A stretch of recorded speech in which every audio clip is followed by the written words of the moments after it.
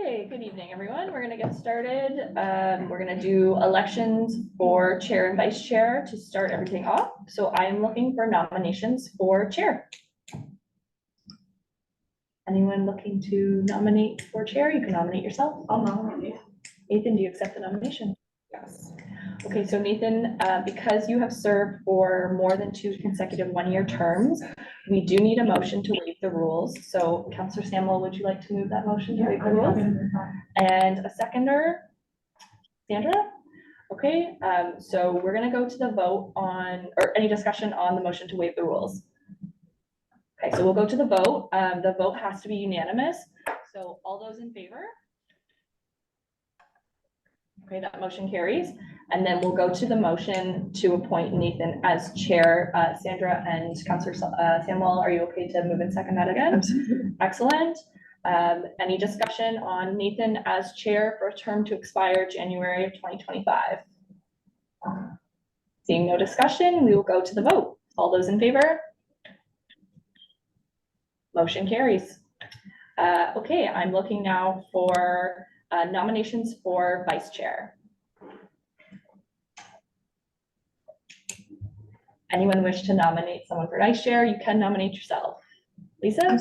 I was just about to nominate. Yeah. I'm like, Are you nominating I'll yourself? nominate myself. Excellent. Any other nominations? Seeing none, you are nominated for a term to expire January 2025. Nathan, you have the roadmap in front of you there. Go ahead. Okay, so now we've got that official business taken out of the way. Thank you to everyone. I'll remind people, now we do not have bear quorum, so that's good. The rules of procedure, this meeting is held in a hybrid format in accordance with Article 18 of the city's procedural bylaw. Staff and delegates participating virtually are reminded to keep their video and microphones off until requested by the chair or members of the committee. All cameras for virtual committee members shall remain on to ensure quorum. All members of the committee will vote by physical show of hands. Please leave your hand raised until the chair has determined the result of the vote. In an event of a connection or service interruption that affects quorum, we may recess the meeting for up to 15 minutes to regain quorum. If quorum is not achieved, the meeting will be adjourned. Moving on to item 3, declarations of conflicts of interest. Does anyone have a conflict with anything on the agenda this evening? Okay, seeing none. There are no presentations or delegations, so we'll move right on to item 5.1, proposed alteration to 7 Edgerton Street, property designated under the Ontario Heritage Act. I will ask Evelyn and RJ Fletcher to come forward to speak to the application. As a reminder, you have 10 minutes inclusive of questions. Okay. RJ is not here, and I'm here in case you have any questions. It's pretty straightforward. Our client is the owner of 7 Edgerton. We're not touching the house whatsoever. There is a garage in the back corner that we want to transform into a pool house. The only changes from the application are that the garage was full when we looked at it. The drawings are the same, however, the foundation is not usable, so we have to move it because it's right on the property line. So we're moving it to the new bylaw, which is 2 feet. 2 feet. It's still far away from the house. That's about the only change. Okay. Anything else? No? No, just you have the pictures of what it looks like. It doesn't look very good, so it's going to look way better. And she just wants to make the property beautiful then. Okay. Any questions from committee of the delegation? Dan Brown, go ahead. So are you pouring a whole new slab and then moving it onto? Okay. Yeah, the new slab, or like the old slab, the garage was full. It looked like it would be usable. Yeah. It's not at all. Okay. It's got several really big cracks in it. So the property at the back slab is right on the property line. On the side, it's about 14.5 inches over, so it has to be 2 feet. So we have to move it. So the garage has to come down. We can't alter it. Sorry, so the structure is just being moved onto the new pad? Is that? No, it's not. Oh, you're building a whole new garage? Yeah. Okay, I see, I see. Okay. And it'll be a pool house. There'll be garage door on the front. It'll Yeah, be, yeah. board and batten, siding, more in keeping with the house. And also the color of it will be matching the brick. Anything else? No. Anyone else have any questions for our delegation? Okay, Tamara, go ahead. Yeah, sorry, yeah, thank you for coming in this evening. I was just gonna ask, like, so if you're ripping out the slab, like, is building department requiring a separate permit for that? Just like how Yeah. far? Yeah, the only revisions they wanted was, for now, they might ask for something else, but the only revision they wanted was the site plan and where it would be. Okay, gotcha, thank you. Anything else, Tamara? No? So it looks like it's just being put exactly where it was before? No, it can't, That's because, okay. I'm getting a different drawing here, sorry. So it is being moved over as per site plan, right? 14.5 inches one way and 2 feet towards the. Okay, perfect, thank you. Anyone else have any questions? Is that a hand, Councilor Sullivan, or no? That looks like a no, okay. I have one question, and it's about page 24 on our agenda. It's like a hand-drawn sketch of the property line of the property, and it shows the existing garage. And along the back of the property line, it says property line dash brick wall. Yeah, Is there existing brick wall there? No, you know what? It was actually a wooden fence. However, it's covered in that thick green that looks like ivy, but it's plastic, Okay. right? So when we were initially there, nobody actually looked behind because it's not attached to it. And it's not relevant to anything. Okay, so there's no actual brick wall that No, would it's- match it's the a- brick of the building or anything like No. that? It's a wooden fence underneath. Okay. that, greenery. Thanks for answering that question. Yeah. Last call for questions. Sorry, one Dan more. Brown? So you're applying for site plan. Is there anything to do with the grading of the property with the new pad, the water, will the water run towards the old house? Like, you know what I mean? Yeah, there's nothing altering for that. It'll be exactly like it is. Like same except over- grade? Same grade. There's no grading to be done. There's actually a pool going in. We have nothing to do with that. Yeah. Yeah, it's a separate permit. Okay. Thanks for coming and speaking with us. It's much appreciated. So now we'll move on to Patrick's report on this application. Thank you, Chair. Let's have a presentation on the screen for the committee. Thanks, Lisa. This is the staff overview for application HA0124. Next slide, please.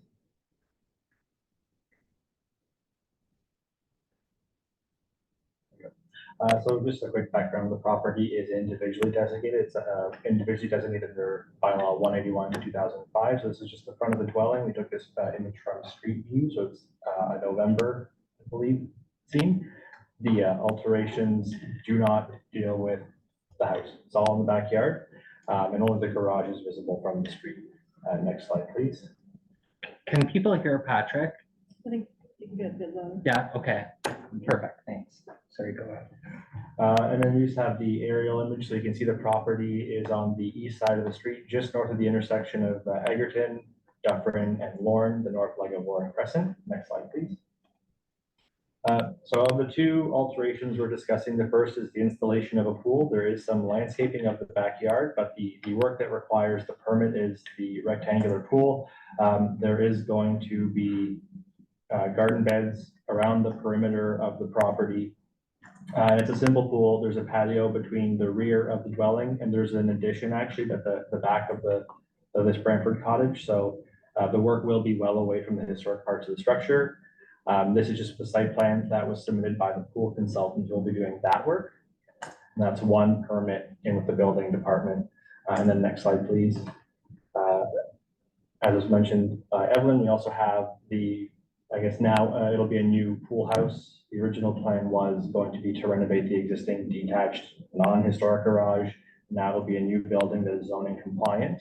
These are just the excerpt of the notes we have at the back of the report in Appendix D, but they show the intent to go with the board and batten look. That's a traditional material. I believe it actually will be a wood board and batten, not like a vinyl or aluminum siding.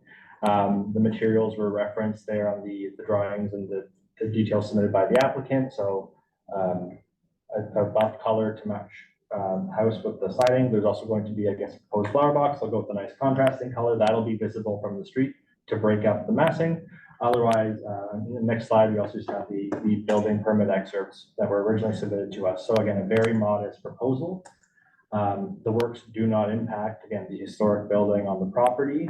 They're setback and they're well differentiated. So staff recommend that the alteration be approved and that the staff report be received. So I'm also happy to answer any questions from the Heritage Committee. Perfect. Thanks, Patrick. Any questions for members of the committee for Patrick? Don't see any, so thank you very much. So we have that proposed motion that it be received and that it be approved. Would someone like to make that motion? Dan Brown, seconded by Sandra. Any discussion on the motion? Seeing none, I'll call the question. All those in favor? Thank you. I declare that carried. Okay, moving on to 5.2. Thank you. We have no delegation for this, so I guess we'll move right into Patrick's report then.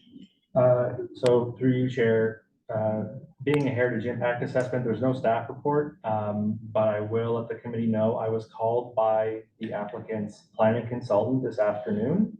From what I understand, was told they will be submitting a new planning application for, I think, a second phase of development. So adjacent to this property or nearby, they would like to defer the HIA1 cycle to April. They expect to apply soon, and so they would just like to bring both HIAs to the same agenda and have their heritage consultant discuss everything comprehensively. So that was the request communicated to me over the phone. I just responded to the applicant in writing, didn't get a follow-up changing their mind. So that's what the request has been from the applicant. They would come back and hopefully have 2 HIAs to speak to the committee about in April. I will note this is in a block plan area. The block plan was somewhat recently approved, and now we have the first Planning Act applications. So these are still bound by the 90-day statutory timeline, where if there's no decision, we have to start refunding fees. I haven't had a chance to follow up with the development planning team on this file. So it's a combination zoning amendment, which has the refund component, and staff will be aiming to meet that legislative timeframe with that zoning. The subdivision does not have a refund. So, if things are deferred, we may just find ourselves closer to the report writing deadline for the development planner. But we can always address any comments through conditions of subdivision, and there's probably still going to be an opportunity to do that. I just want the committee to be aware there's a statutory timeline with these types of files. So the question to you is to defer it, or the request from the applicant is to defer it, by just being aware if there's a statutory time frame. So we likely need comments pretty soon, like by end of April at that meeting. Yeah, so I think we're going to have some questions about that. Go ahead. So the question that I have, I guess, is speaking to the idea of deferring it. I guess I was curious as to why we would do that. Because they've already clear cut the trees now. They're already doing things there. So this feels kind of timely to me to be doing this now. Yeah, and through chair, so the site preparation work, whether it's grading, tree protection plans and tree surveys and natural heritage surveys, some of that work was done through the block plan process. But that's outside the scope of the HIA itself. This is looking at properties their heritage consultant identified during the block plan in or adjacent to that block plan area. So they've scoped this down to the properties that had heritage values they identified, but that's the scope of what's before the committee. But it is the committee's choice whether to defer or not. I'm just relaying their request. And just again to know for the committee, these comments go back to staff. And we incorporate them into what comes forward to council at a later date. So if you have the choice to defer, we can take the comments from the next meeting and have them hopefully incorporated into a report or having them at hand for an actual planning committee meeting where the questions might come up. So it's not that, there's going to be no opportunity, just we are up to deadline. So if we defer more than once, it may be a bit of a challenge. Okay. Oh, yeah. Okay. Councillor Sullivan, you want to ask something before I do? Go ahead. Yeah, have you gone down Mount Pleasant Road today? Every single tree on that property is gone. They were leveled today. The submission for that land has already been approved for the first phase. I think we're way late on this. Okay. I just have a question of clarification, and I think I got it from Patrick, but I want to make sure that I did get it right. So the block plan has already been passed, and that's something that doesn't have a statutory deadline on it. Correct. Correct? It's for the committee's clarification, the block planning process is something that the city, I think we learned from some other municipalities closer to Toronto. And this is a way for private developers to come together and comprehensively plan an area without needing to go through a city secondary plan, which is a year-long study. We've done them along Shellard Lane. They can drive sort of the timing on it, and they can do it, and we want them to do it comprehensively. So it's outside the Planning Act. And then to follow up at that, what we're seeing here is called the plan of subdivision, and that does have a statutory requirement. Correct. On it. As does the zoning bylaw amendment. So there are two applications together with one set of supporting studies that support everything. And when's our 90-day limit? What date is left? I don't have that at the moment. I can look it up. If the committee has any discussion they want to do, I can look that information up and get back to you shortly. I think that's like, okay.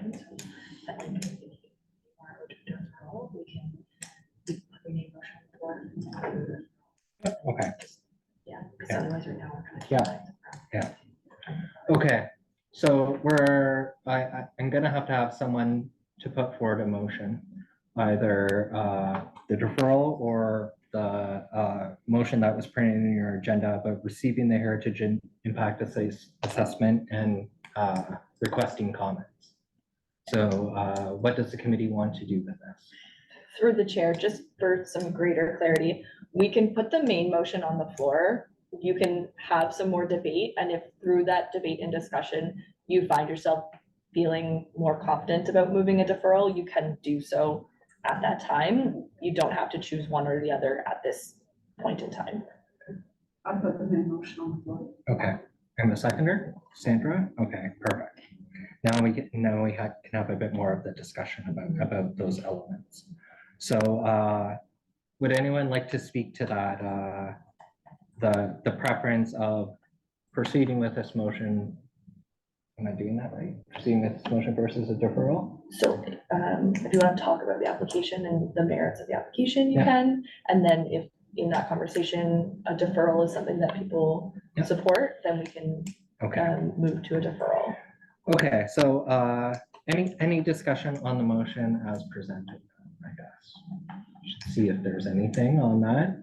And if someone has a comment as well that they would like to add, now would be an appropriate time to bring that forward.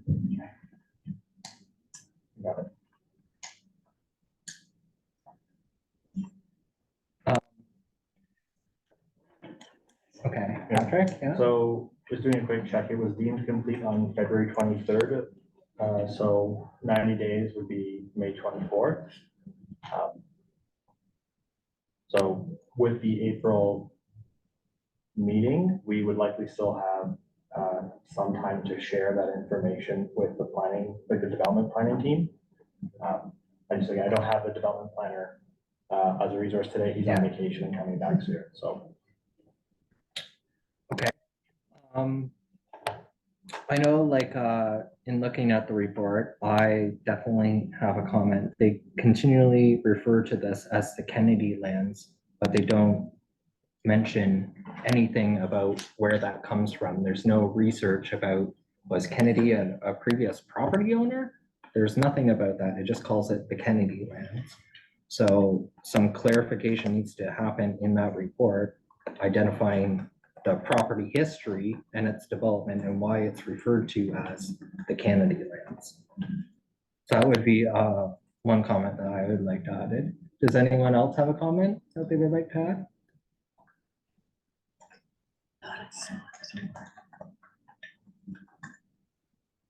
Okay.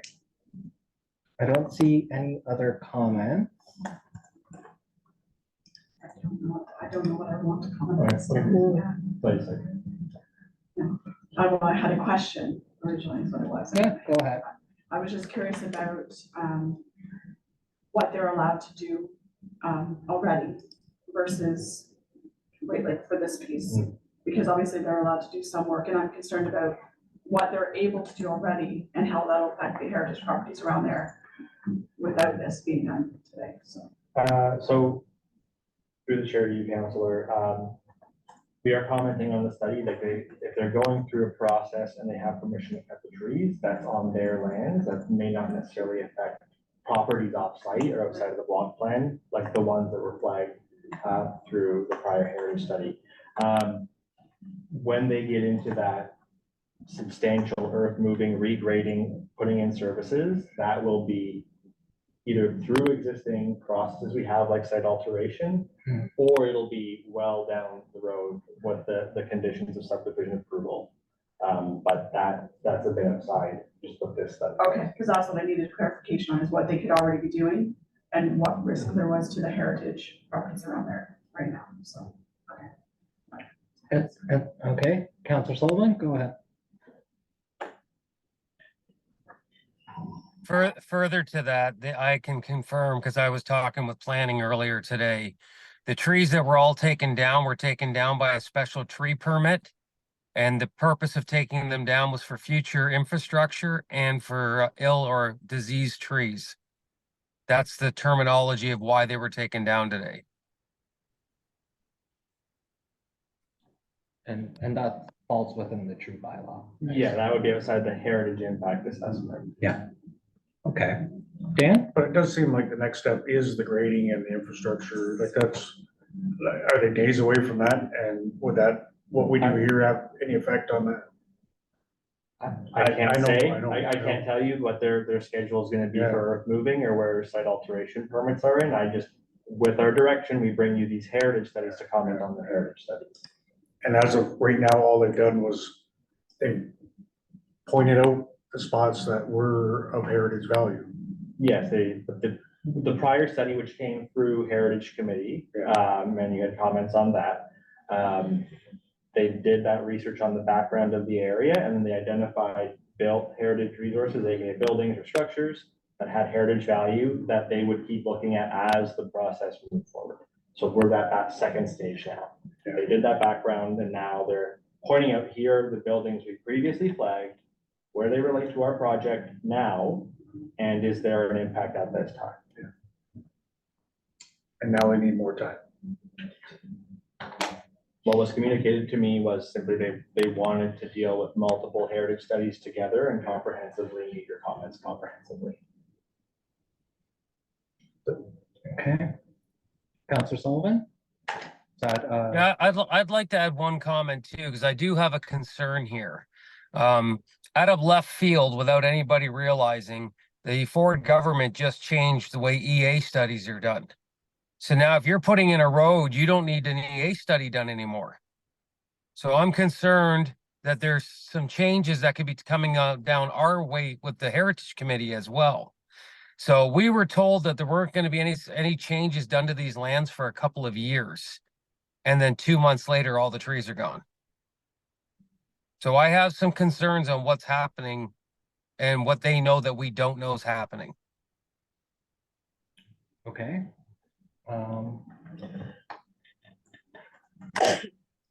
Lisa's working on trying to word that into a comment right Okay, now. I guess the best way to put it would be just have concerns that they may be aware of changes that are coming to legislation that we're not aware of. Such as what happened with the EA studies. Okay. Anything else, Councillor Sullivan? Sorry. No, Okay. I guess two, building off of that, I think it would be appropriate to say we have some concerns about activity on the site and how that it may or may not impact the identified heritage structures as outlined in the report. And then there's another question that I have, and I don't know that Patrick can answer this or not as well. They identify in their report about that the lands are high archaeological potential, and they did a stage 1 and a stage 2. But it doesn't, there's other stages in archaeological assessment. There's a stage 3 and a stage 4. So do we know anything about that? Is the archaeology process, has it actually ended, or are they still continuing through stage 3 and stage 4? So through you, Chair, they have completed stage 4 assessment on most of the site, I believe, but these are studies that predate 2011 and the new standards and guidelines. There is a small section of the site, when I looked through the studies, that was not assessed, and so some work is outstanding. So they were made aware of that the assessments they gave us don't address the entire property. Okay, then that's, in my opinion, that's worthy of another comment. We need to complete all the archaeology on all lands, not just the lands that have gone through some preliminary assessments.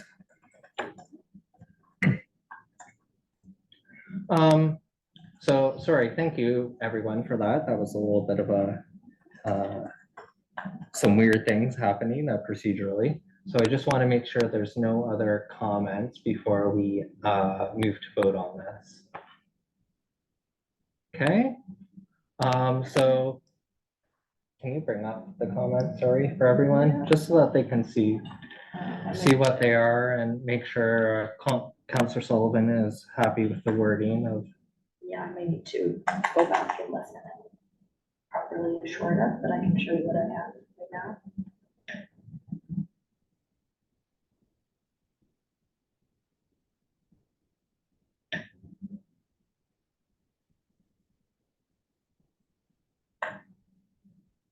Can you put it with regards to the environmental assessment in that?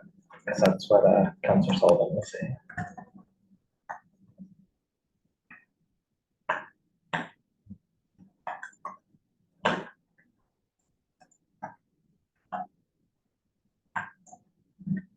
Can you put environmental assessment? That's the abbreviation, sorry. Sorry, I was just trying to finish up. Yeah. I will change it up.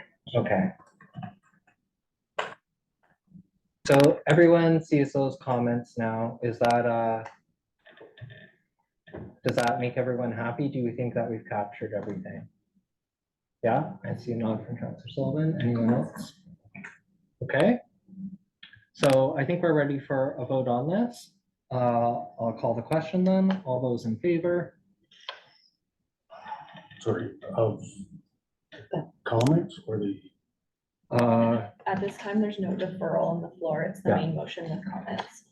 it's the main motion with comments. You're clear about what we're voting on then? Okay. So all those in favor? Thank you. Any opposed? I declare that carried. All right. 5.3.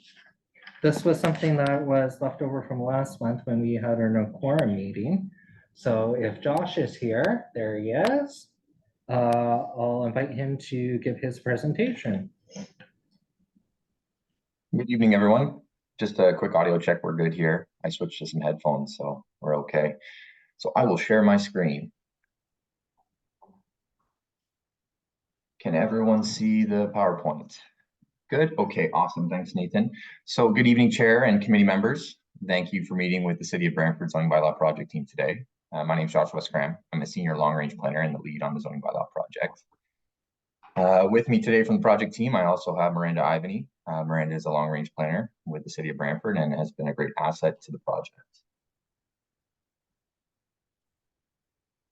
So just as an overview, I didn't have the pleasure of meeting with this group previously on the zoning bylaw project, but since we last met on the zoning bylaw project, the city's new zoning bylaw project is really focused on establishing a new zoning bylaw that regulates all lands within the city of Brantford, right? So this includes the former county lands that were annexed to the city in 2017.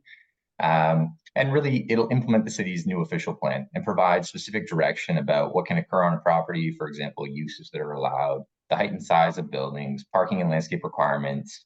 And as seen here, the project includes several phases. So in the previous phase, the strategic directions report really utilized the discussion papers and findings from public consultation activities and really set the structure for the new zoning bylaw. So we are now in phase 5, where we have used that strategic directions report really as a blueprint and drafted a comprehensive zoning bylaw, which was released for public review on December 4th last year.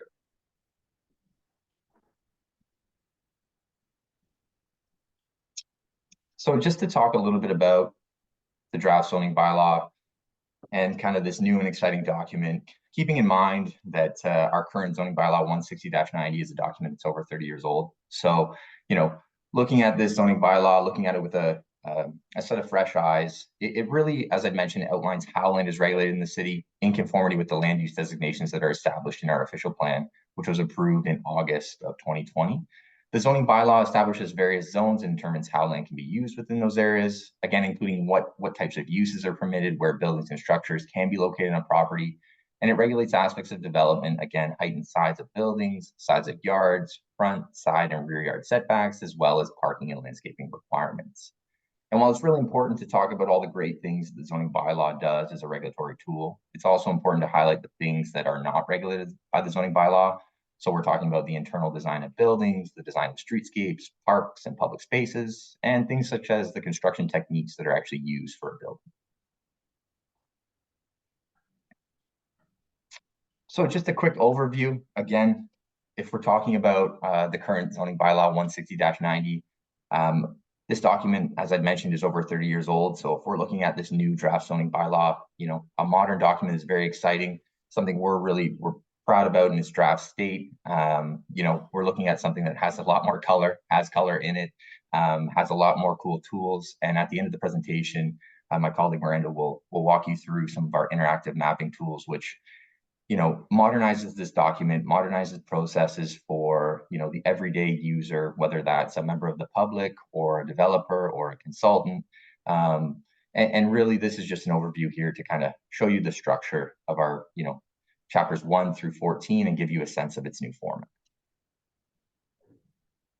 So one thing I do want to highlight when we're looking at, the user guide in sections 1 and 2 of the zoning bylaw is really the benefits of this new document, how it's laid out, and how we guide, readers through the document. How do we understand how to find relevant information?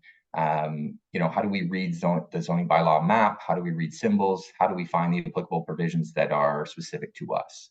And so really, when we're looking at the user guide, we're looking at, the introduction, the purpose of the zoning bylaw, really setting the stage for how we're going to move through the document. One thing I also want to bring to the Heritage Committee's attention to, something that's new with this document are these inset graphics that we have, these small renderings. And one of the things that you'll notice when you're reviewing the definition section specifically, or maybe you're looking at elements of the residential high-rise zone, there are additional graphics that help convey what it is we're talking about. So if, we're looking at this graphic here, we're looking at, what is a lot line? What does it mean to have a projection, into the required front yard? And how do we understand that? Another good example is to look at, the definition of a townhouse dwelling. We have really good graphics that support and give a high level understanding of what that looks like.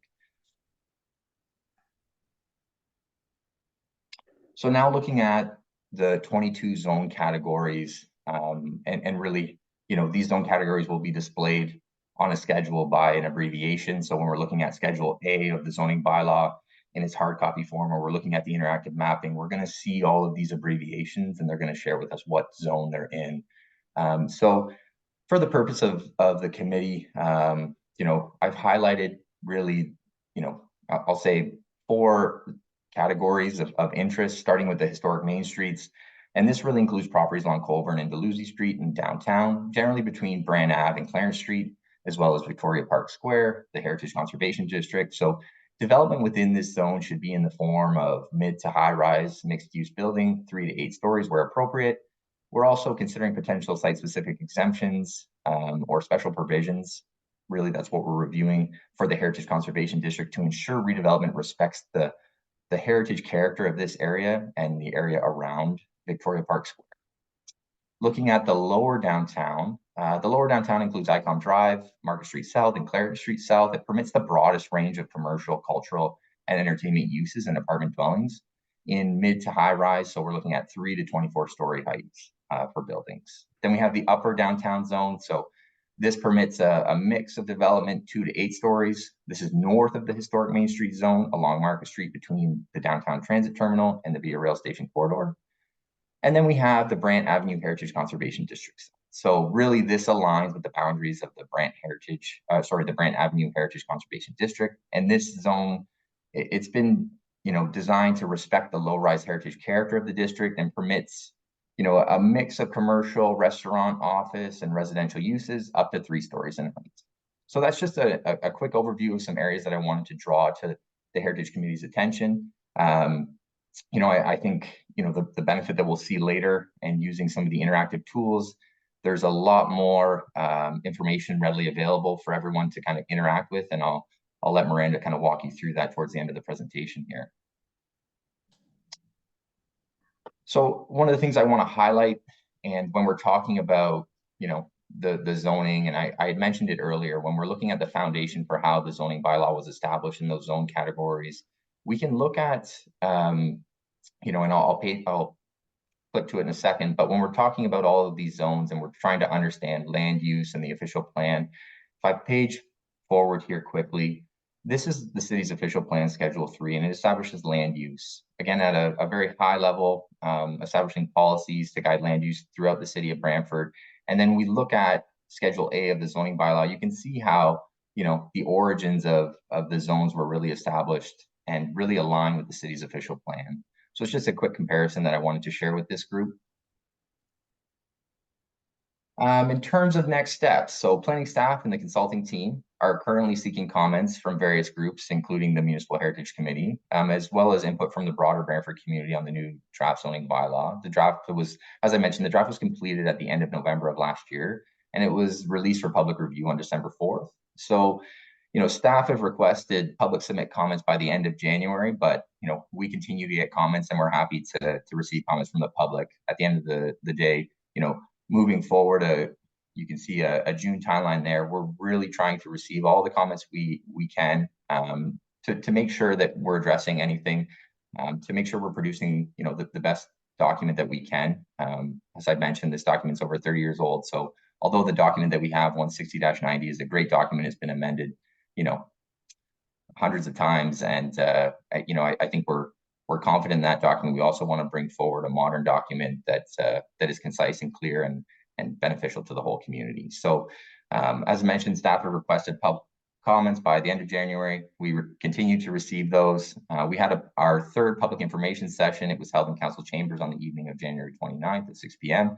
And so now we're considering all that feedback collected during the engagement process, and we're going to make the appropriate revisions in order to address all those comments. So this stage of the project really will conclude by preparing a comment and response matrix to summarize all the comments we've received on the draft zoning bylaw. And the project team is also reviewing the current site-specific exemptions and the special provisions that we have in 160-90, the existing zoning bylaw, against the new draft zoning bylaw, and really will carry forward the site-specific exemptions that really remain relevant and necessary into the next draft. And then at a statutory public meeting that'll be held at the Planning Committee in accordance with the requirements of the Planning Act.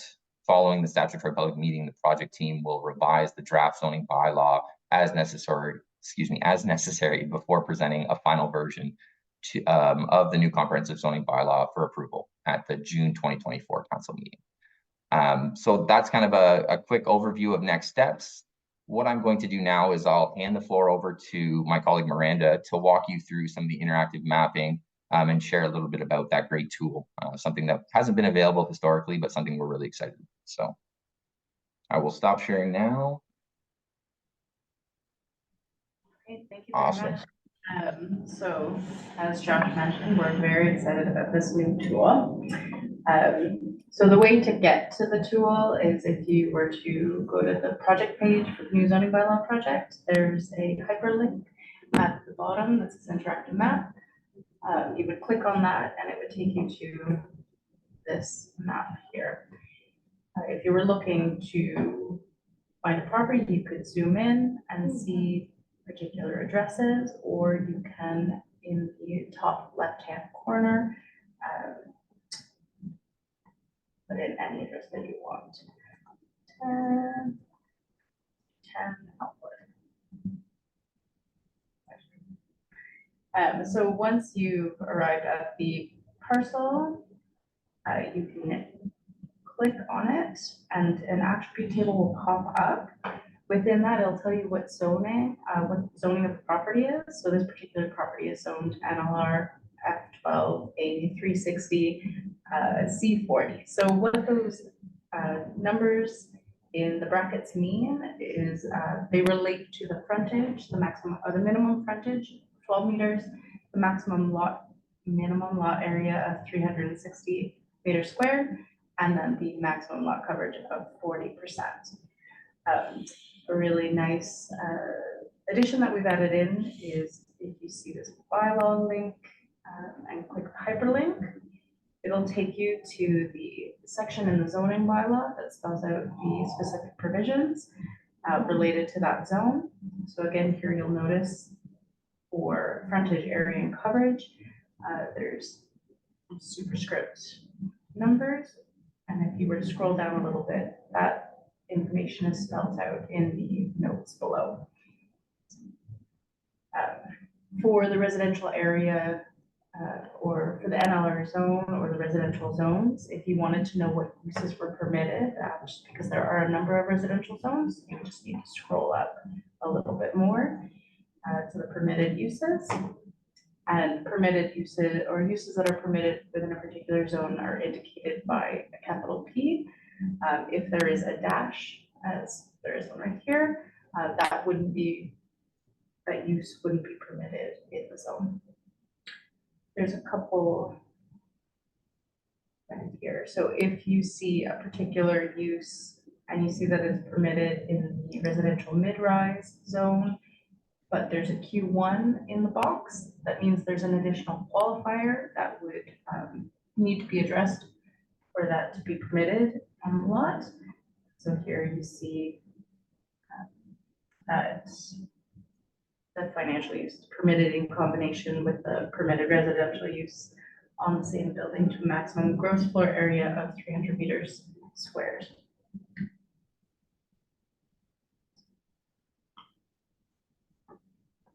So if we go back to the map, just a couple other things that I wanted to draw your attention to was the different layers that you can turn on and off. So this is currently the proposed zoning that the new bylaw is looking to implement.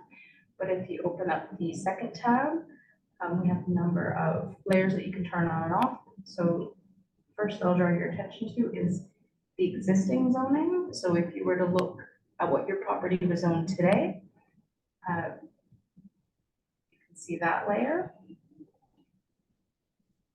So if we go back to the same property and click on it again, we can see that today, as it stands, the property is zoned R1C or residential type 1C with 12-meter frontage.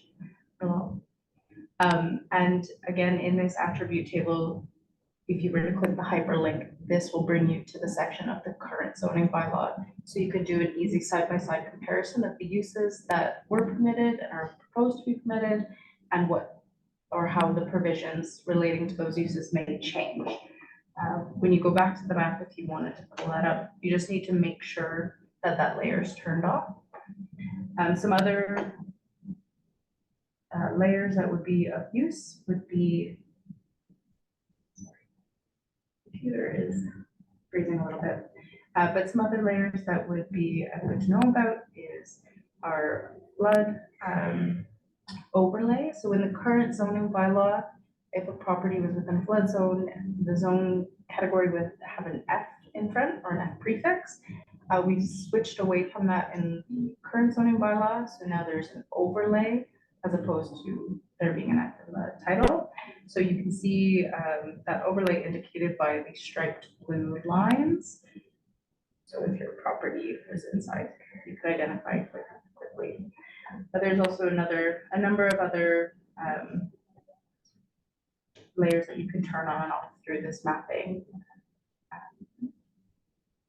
But that is all that I have for now. If anyone has any questions about accessing the tool or using the tool, happy to.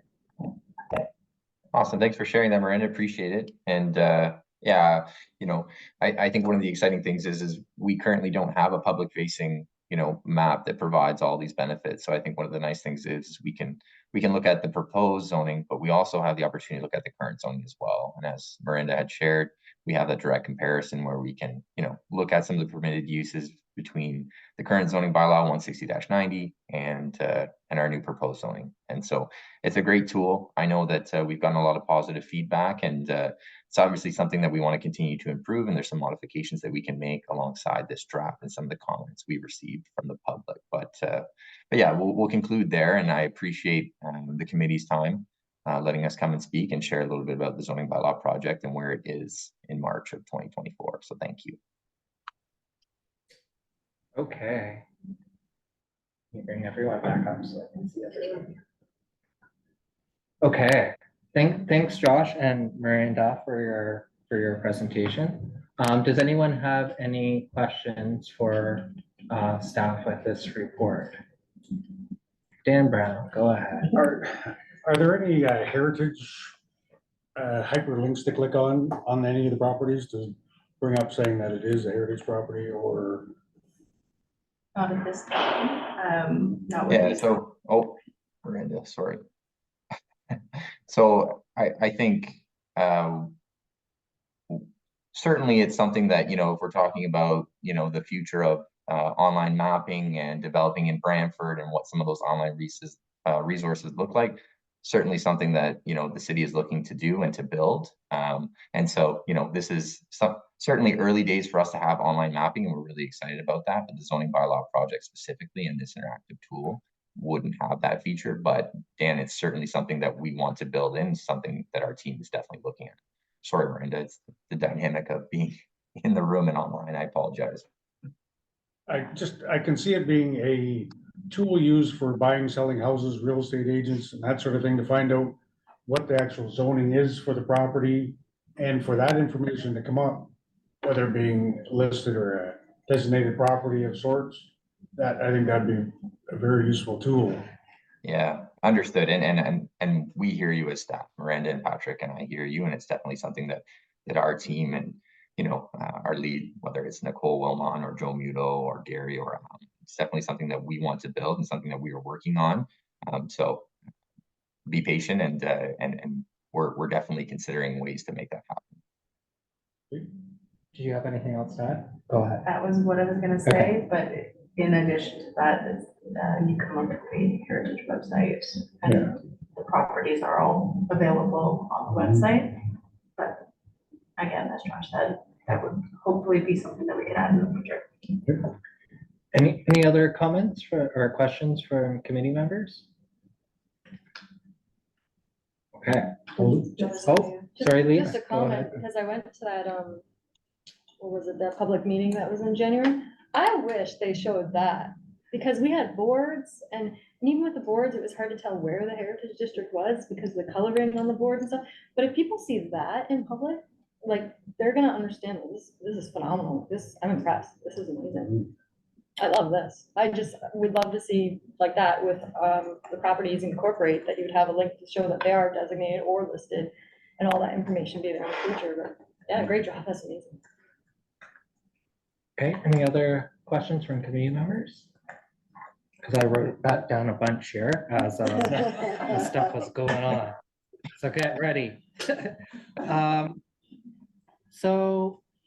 One of the things I was concerned about was lot coverage, and I'm glad that you kind of showed the interactive tool and how that worked.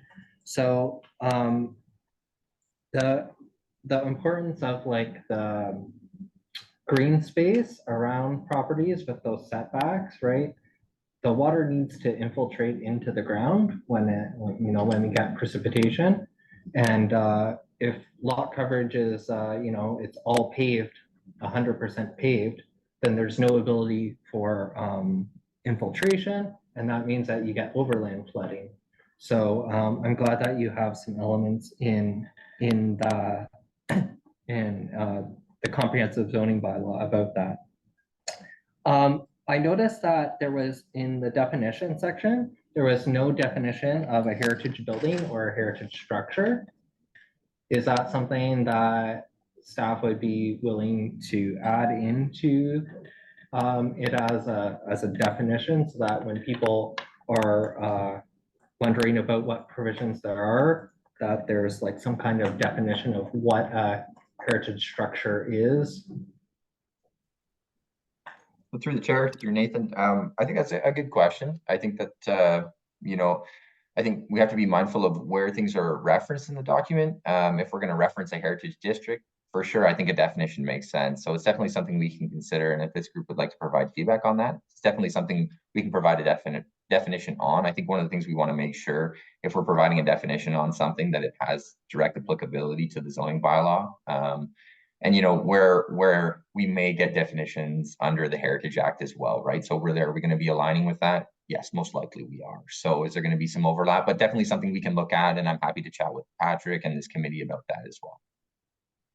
Yeah, I think that's like a lot of people say, oh, I live in a heritage building because it's over a certain age, but that in and of itself doesn't mean that it has legal protection under the Ontario Heritage Act or something like that. So having a definition that says, a heritage building or structure is something that is identified on the municipal heritage register or designated by a municipal bylaw or heritage conservation district, then that points, again, having a definition there points that out to people.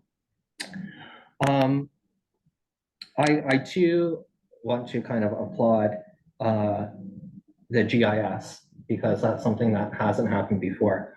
I was doing GIS when I was back in university, 20 years ago though. So like we have been behind on this for a long time. So I'm glad that this is a tool that is now being used by the city as well.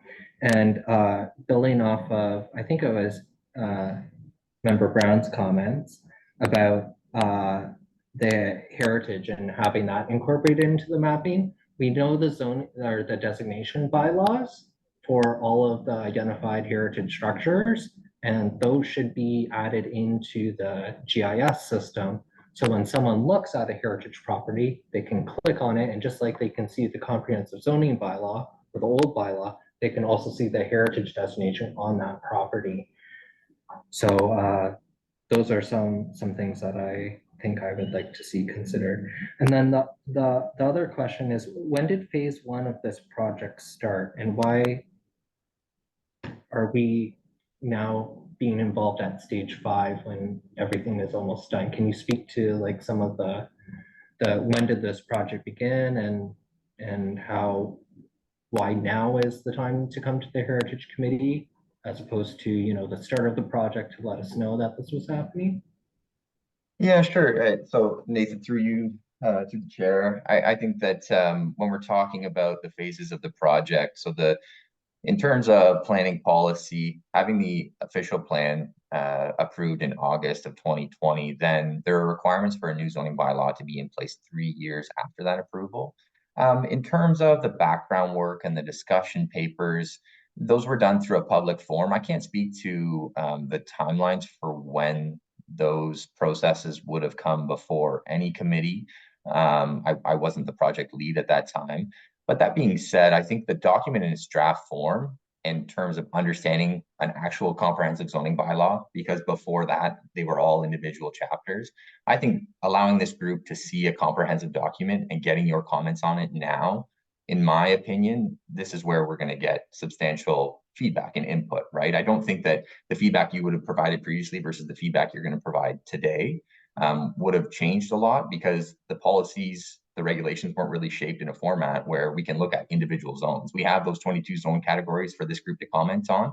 And I've heard a lot of good comments here, and you know, I hear a lot about visuals, and greatly appreciate the fact that we have an interactive tool for you. But yes, no, I can understand that. But I think in terms of, you know, myself bringing this forward to the committee, this is the right time. And you know, I think we're going to get the most out of the comments from this group at this time. Through the chair, if I can build Yeah. just off what Josh has said, maybe just a bit of background information. Not a week has gone by that I haven't heard about a new committee or group that Josh has had to bring the zoning bylaw to. And zoning bylaws are very, very technical documents, and they also serve a purpose that is a bit different than cultural heritage. So to bring such a technical document, it's like, you know, you can't talk about fixing a car without having the manual there and something to refer to. And that's kind of what the zoning bylaw is for a lot of development in the city, which heritage is only a subset of the properties. This is a citywide document that is very technical in nature. So Josh has been on a bit of a roadshow sharing the document with everyone. Like I said, not a week has gone by. He's in the office hearing, oh yeah, we're talking to this group this week. You're getting feedback from, and this we're sharing with Brant County. So there's a lot of committees, a lot of stakeholders, which Josh has been showing off this new bylaw to. And that's why we have this on the agenda tonight, so you can see that actual draft product that the department has put out with our consultant. And then I think I had one other thing. Is this the green binder? Do you know what I mean when I talk about the green binder? I remember Jeff. Okay, are you talking about the official plan, Nathan? Sorry. Yeah. So that's what that was. That's the official plan, right? So that was Correct. different from this. Yeah, so that was actually the previous official plan. So that document, all the planners used to have a hard copy of that document on our desk, fairly large. So when you say green binder, I remember it well. But yeah, that's the previous document, the previous official plan prior to the city's newest official plan, which was approved in 2020. Yeah, and you worked on revising that as well. So this is kind of the stage that builds off of that official plan. Yeah, perfect. So again, the official plan is more that macro 500, feet bird's eye view when we talk about land use and policy and some of the vision documents that help guide the city's growth.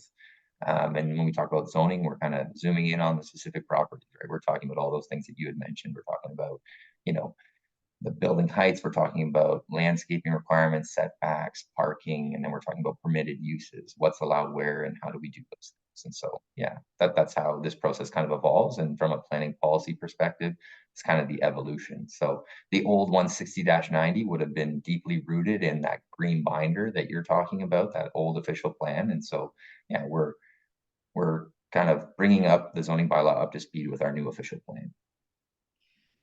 I think that kind of speaks to the volume and the level of work that is needed in terms of updating the official plan and then bringing this forward, right? Sometimes people think, oh, this should be an easy process. It should take like, a very short time period, like a year or a year and a half. And looking at something this big, it takes much longer than that. Yeah, no, I appreciate that comment, and it's certainly a lot of work, but we have a good team, and we've also have a really good community that provides a lot of good feedback that helps us, because sometimes you can do ground truthing exercises and understand the history of certain areas, but the community provides a lot of good feedback in that regard as well. So we've had a lot of good feedback, and we had Let's Talk Brantford, where we had, I don't know, thousands of views and thousands of downloads of this document. And we, Patrick talked about our traveling roadshow, and we've met with all the committees we possibly can. And some of those committees have seen this document in its full form for the first time as well.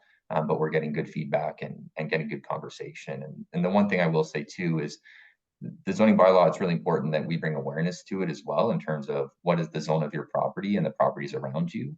Although we advanced an official plan, sometimes now we're talking about specific properties, and people now have an interest in the zoning of their property, what they can do on their property or what properties can do around them. And so we're actually releasing a postcard, and there has been utility bill inserts that give people a QR code and a bit.ly or a web link to access the interactive mapping and the zoning bylaw to help bring awareness to it.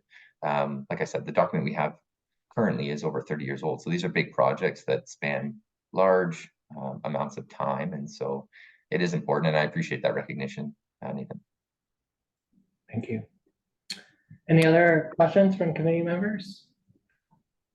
Okay, seeing none, we have a proposed motion that we receive this, and we have the ability to add comments as well. So would someone like to move a motion for comments? Moved by Sandra, seconded by Dan Brown. Comments from committee members? Anyone have a comment that they would like added? Those comments you made would be added. Yeah. That's what I'm looking at. Yeah. That about covers it, okay. Through the chair, just some of the discussion comments I've captured. Committee supports the use of interactive mapping tools and suggests using it to indicate listing and designated properties throughout the city, and suggests incorporating a definition of heritage building or structure. In the first comment, can you also add something about the designation bylaws? Because it relates to that as well. And then I think that does cover, I think, most of what I said. Any other committee members have any other comments they would like to add? No? Okay. Any discussion on our comments then? I think I'm ready then to call the question. All those in favor? Thank you. Any opposed? Okay, I declare that carried. All right, moving right along. We have a double meeting because we have to play cleanup from last month when we had our no quorum. So item 5.4 was about attending the Ontario Heritage Conference in Gravenhurst. So this is something that we normally put in our budget for the Heritage Committee. We have $1,500, so we could send definitely one, potentially two people.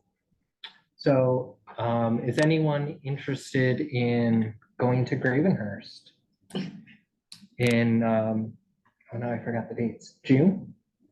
June 13th to June 15th. There's also single day tickets as well. Anyone interested in representing the Heritage Committee and going for some professional development and bringing that insight back to the Heritage Committee? I have a question. Yeah, Last year, two people went, Lisa and I both went. and how did that work for coverage with the $1,500? I think we were. I wasn't here at the time. I was like, Yeah, that's right, you were. From what I remember, like the incidentals were 700, around $700. And that didn't include the registration. And I'm trying to remember what the registration was. It was like 100, again, to the chair, sorry, I was not here this time last year. What I can share is in prior years, what we have done, if there's multiple members who are interested, we fund it equitably. So we would add up. So, and also prior years, we've also had staff help with booking, especially if we can get before the early bird rates are used up and the reserved rooms are used up. But we can do that. And then if there was more interest and more costs incurred by members collectively, we would look at equitably splitting that refund. So you're either pre-authorized to go in the budget used to fund you attending, or to be equitably spread amongst all the members who go. So if someone went for the full conference, someone went for one day, person went for the full conference, had the hotel rooms, and the person went for one day drove up, it may mean that more money goes to the person who incurred more costs as well. But so I think we could fund 1 to 2 members with registration of rooms and a full conference. I don't have the exact room costs down, but I think given the registration fee, the early bird, $275, there may be an opportunity to fund 2 people to go in their hotel rooms, or with a small out-of-pocket expense.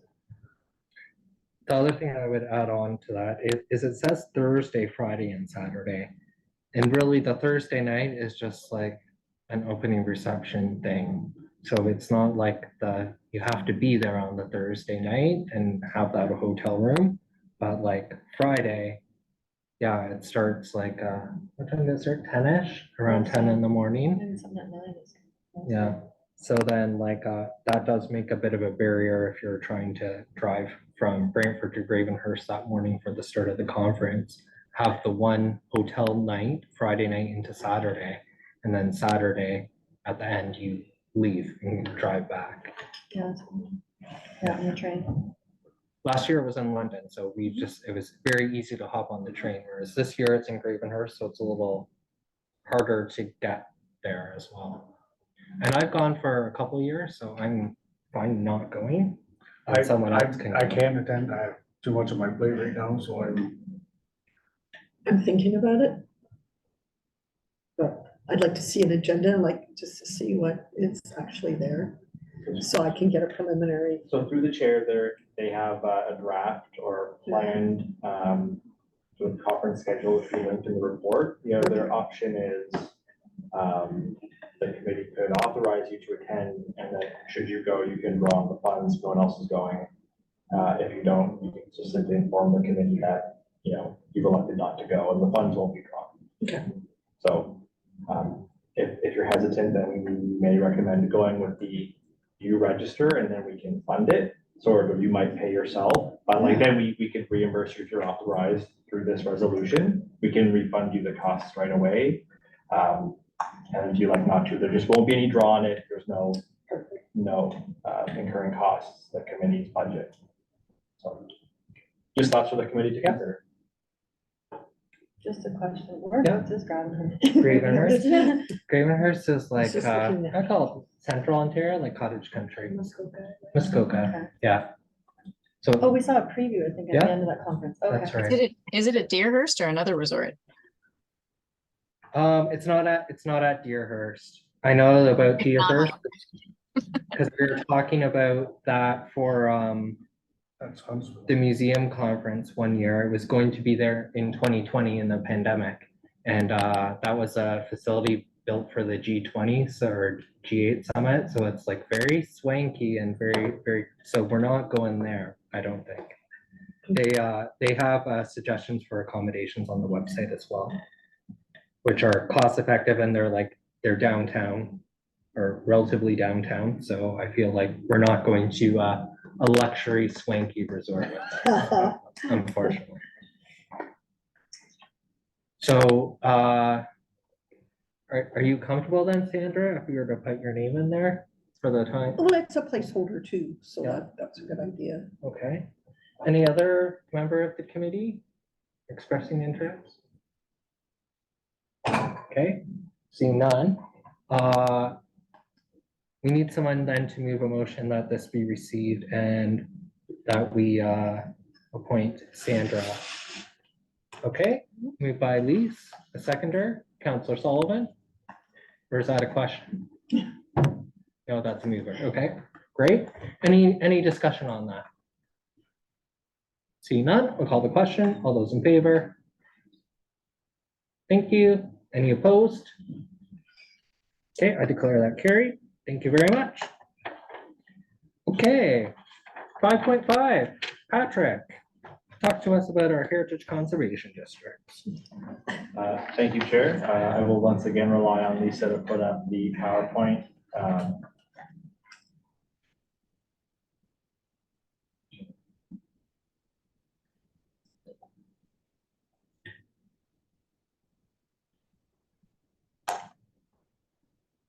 Lisa. I will be keeping the background section brief, just we've had a few reports back and forth through committee and council, but suffice it to say, so there were 6 potential heritage conservation districts that were identified by our consultant.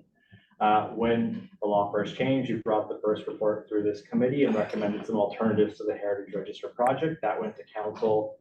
We received direction to proceed, but report back to better finalize the strategy and narrow down heritage conservation districts. So most recently in January, we brought, after consulting with the committee late last year, we brought a report to council in January, getting the formal direction, and we had direction to proceed with 5 districts. The Victory Housing District was added back at council. So now we have our direction to go talk to the neighborhoods. We outlined high level what our consultation strategy would be. So what we're doing with this report is just giving the committee one final chance to, we refined the draft some more and thought about how we will be implementing these consultations, and we're giving you a chance to comment before we finalize things and hit print on our boards and our mailouts.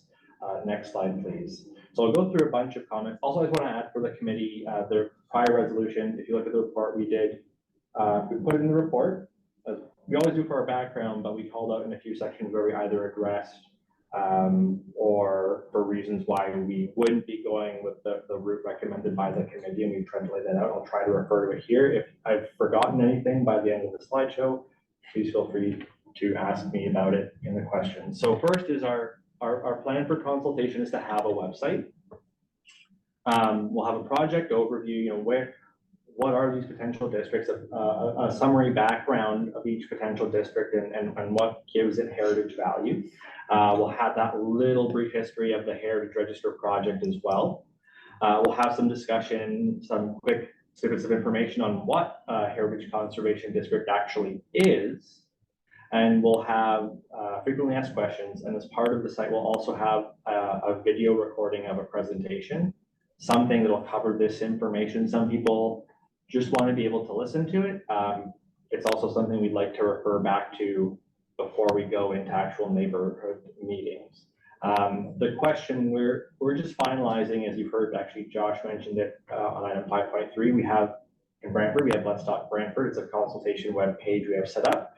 We also have a section of our website called City Plans and Projects, and that's actually where the Heritage Register web page is. So we'll be talking to communications, what our kind of view of this web page is and how long it'll be up. And we'll take their advice if they recommend it's a Let's Talk Brantford web page and consultation strategy, or if we should stick with our corporate projects, City Plans and Projects section. The information would not change. I think Let's Talk Brantford has a little bit more interactivity for members of the public to use. We can put polls or whiteboards up or questions, and people can respond to that in the survey as well. We just want to make sure we're using an effective web page to house that information. But again, the nature of the information would be the same. And it's about explaining the background of the project that people can interact with at their own time. Next slide, please. The other matter that we're going to do is have social media components in a mail out. So social media, we'll be talking to communications. These will be snippets more, again, your length of a text or a tweet on X. Just launching the web page is available. That'll be broadly public. Meeting dates will be referenced on social media, and we'll have those links back to the web page. We'll talk to our communications team of maybe as we get closer to a neighborhood meeting, maybe those link backs and those announcements say, today we're going to go to the Dominion Steel neighborhood, which is associated with this company in this area, and then find out more and about the upcoming neighborhood meeting at page. We'll see how much, again, I may have used up my character images with that brief snippet. And then directly to the owners, we'll have a mail out about 2 to 3 weeks prior to each neighborhood meeting.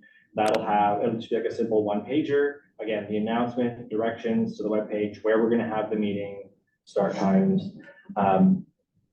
We want to keep that fairly simple, and that can be targeted to the property owners in those districts. The social media, I would say we're debating not so much that do we need to, but more just, if our goal is to talk to these specific neighborhoods, do we have a broader conversation with the neighborhood groups throughout the city of Brantford? And again, we don't want to mix the messaging that, you know, we're going to Homedale Lansdowne, and then the neighborhood meeting is dominated by people who actually don't live in the district. So we don't want to rule out that consultation with the neighborhood groups, but we have to acknowledge we're dealing with very specific parts of various neighborhood group areas. So we may inform them, but we'll be focusing our attention on the neighborhoods or those potential districts that are identified, and we have those maps in the report. Next slide, please. Lisa, thank you. One thing we were talking about was, what's our format going to be? And through discussion and staff, we feel the open house format is going to be a much better strategy for getting the feedback. If we do a presentation, and we have done this for the Heritage Register, but with a presentation where, you know, we have everyone show up, that can work for smaller potential districts like downtown or Waterloo Court. But with Victory Housing, with Dominion Steel, with Dufferin Lorne and the surrounding neighborhood, we are approaching the 200 property mark. And at that point, you factor in, you know, 2 adults in the household and any number of kids, then you very quickly will exceed fire rated capacity for any community halls we can use, and we will be aiming to use city-owned spaces. We can use those for much less cost. We'll keep our overall budget down for now within our planning department budget.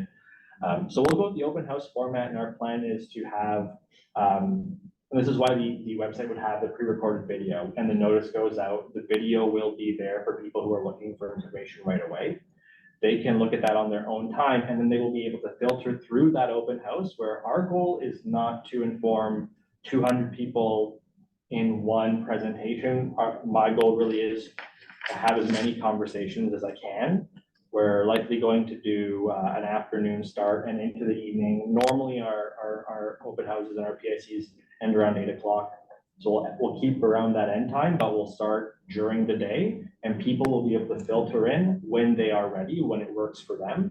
And me and other planning department staff will be on hand as needed to ask them questions or to listen to their questions about their neighborhood. And getting to that, just the next slide.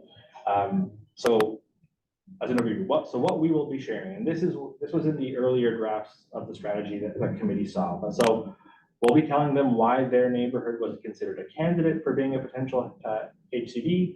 What does that mean? What's the effect of it? What's the recognition? And what resources do you get? Most, i.e. the grant program that is available to owners. We'll also be asking them questions and getting them to think about their neighborhood and what they like about it. So we'll have the boards up. We'll have multiple copies of the boards. You know, what do you enjoy about where you live? You know, what aspects do you feel make your particular neighborhood or your area in the city distinctive? And you know, do you want to see celebrated? But at the same time, what changes might you be interested in seeing in your specific neighborhood? You know, some owners may not want to see any form of infill development whatsoever. Others may be okay with seeing, you know, the conversion of housing. We want to give people that chance to have that conversation. And if they're for some gentle intensification, they are going to have that opportunity to say that. But the flip side, what are you concerned about, if anything? And the 2 questions that will really feed back into our recommendations the most are going to be, are they interested in that neighborhood history being told? And following that, are they interested in a district? So one of the comments that came up our last consultation was, it was the Carlington neighborhood in the city of Ottawa. And it was called a neighborhood character area. I believe there was a study done that implements their official plan, their zoning bylaw, the terms they use, and the approaches Ottawa takes. In the end, it didn't result in designation for the vast majority of properties, but it did have a public education component. So we'll be asking people, our view is almost to structure it. You have the boards to ask these questions and get thinking at the end. We're calling it a ballot for now, but it'll have those questions. So you look at the boards, you know, are you interested in your neighborhood's history being researched and expanded on? Are you interested in recognizing that in some way? Yes or no? And then the second question will be, are you actually interested in the formal heritage conservation district or this being examined further? And we say in the report, we're looking for more than just 50% plus 1% of attendees. These are districts we're asking about, so we are going to need sort of a super majority. That can be something that we'll be reporting back on when we do these consultations. But to make it clear to the committee, we are expecting or hoping to see a majority of owners respond to this and be interested beyond just a simple majority. How that looks and what our recommendations are will depend on the results. So what you can expect to see as a committee would be reports coming back after a given round of consultation with the neighborhood, copies of like pictures of the boards that were at the events and the responses that were there. And that summarized to the committee and to council. Downtown is going to be a bit of a different approach because it's different. It's not single detached homes as the majority of the type of building we're dealing with. These are properties that are mixed use. They are often owned for investment and income, and those owners are going to have different interests. So we're going to have to look at a different approach because not all of them are going to necessarily be residents of Brantford. We may need to do a hybrid option there where 200 people in hybrid does not work for small conversations for a whole neighborhood. Acknowledging this is going to owners, not necessarily the residents. We have to acknowledge that when we're bringing these recommendations forward in the downtown, there will be renters, and this can change year to year, especially if they're renting to students. And there will be a question ultimately, well, what do the owners want? So we want to make sure we're asking the property owners. They're still going to receive that same information about here's what it means, here's examples of permits we've done in the past. Here's the kinds of alterations that are free and clear, and here's where the heritage permits start being required and the heritage is really interested in. But because it's the downtown, we may be working a bit closely more with the BIA than we would other community groups because they're going to have those contacts and because they can talk to the owners and make them aware of things. And we've heard in the past through colleagues in economic development and others that, yeah, sometimes they come to the BIA first. So we may push the BIA consultation, not later in the year in the fall, just later in the first round and work through the BIA to share that information. It'll still be on our website, but they can use those materials and push them through to the affected members and give them a chance to build up some questions that we can then better respond to from that perspective of owner investor, not just owner resident. So that's what we're doing for the neighborhood meeting. Again, we want to have many small conversations. We want to understand what people's concerns are and hopefully show them ways that, we do take that into account. We do try to work with you and build that interest. And then at the end, hopefully have a clear record, I live at this address, and we can compare, hopefully it might be like name and address, which would be kept confidential. The committee wouldn't see which properties responded yes or no, neither would the neighborhoods. We don't want members going out and sort of organizing and saying, well, hey, we saw that you voted yes for a district and I don't want one, so can we have a chat? That's not the point. But we do want to make sure that someone, that we're having a fair consultation, that someone's not going around speaking for their neighbors that they want a district or vice versa that they don't. So we'll ask that question, and then through that neighborhood meeting at the end, when people are done, they can drop that off to us. We'll keep that, and then we'll have a count of, okay, this many people in the neighborhood, this many properties responded, they are interested.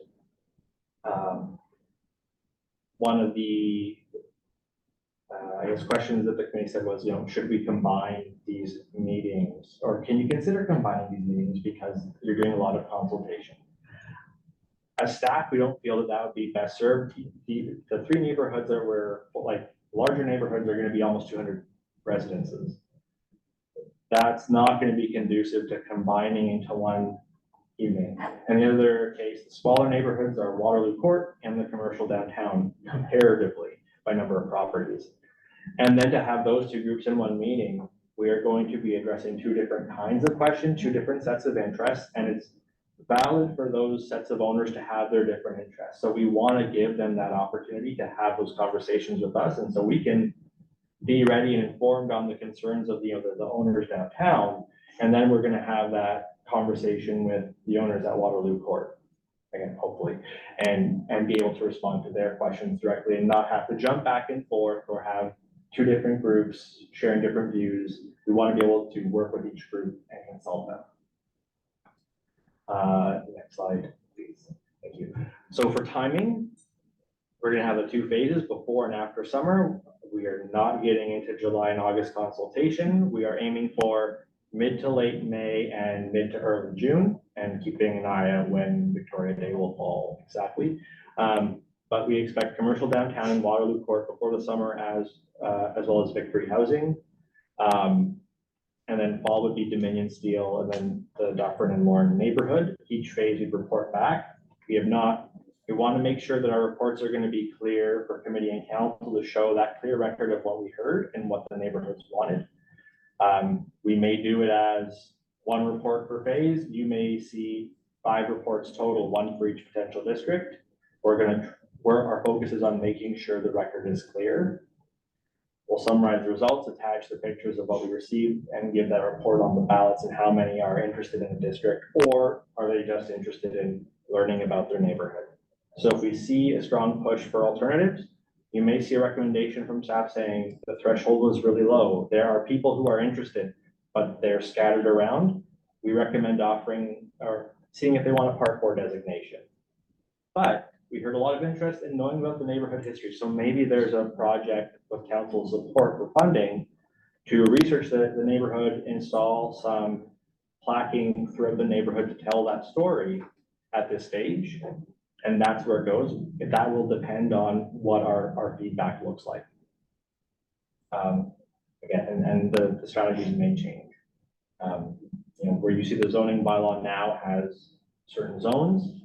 Those are going forward as they are now. We're not trying to pause that. It's a separate project entirely, and we wouldn't have been at this stage had the legislation not changed. So, if we see a strong push for a district, there may also be corresponding planning applications that just take a much, much closer look at the zoning to make sure it accurately reflects the buildings that are there. That will be something that is a much later, but we're going to cross that bridge later if we get there. So that's just the high level about what we're looking at and what was detailed in the report. There was some questions from the committee about revising boundaries. So this report and this item is an opportunity to discuss that. I think there may have been one more question I called out in my report that I'm not referencing right now. Check before I move on.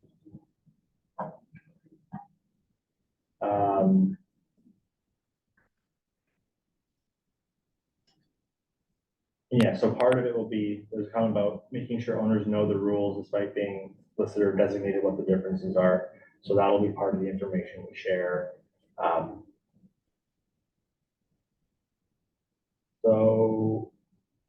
So that concludes my presentation. I'm happy to work with the committee and answer any questions or take your feedback on maybe things you might want to see included in the consultation.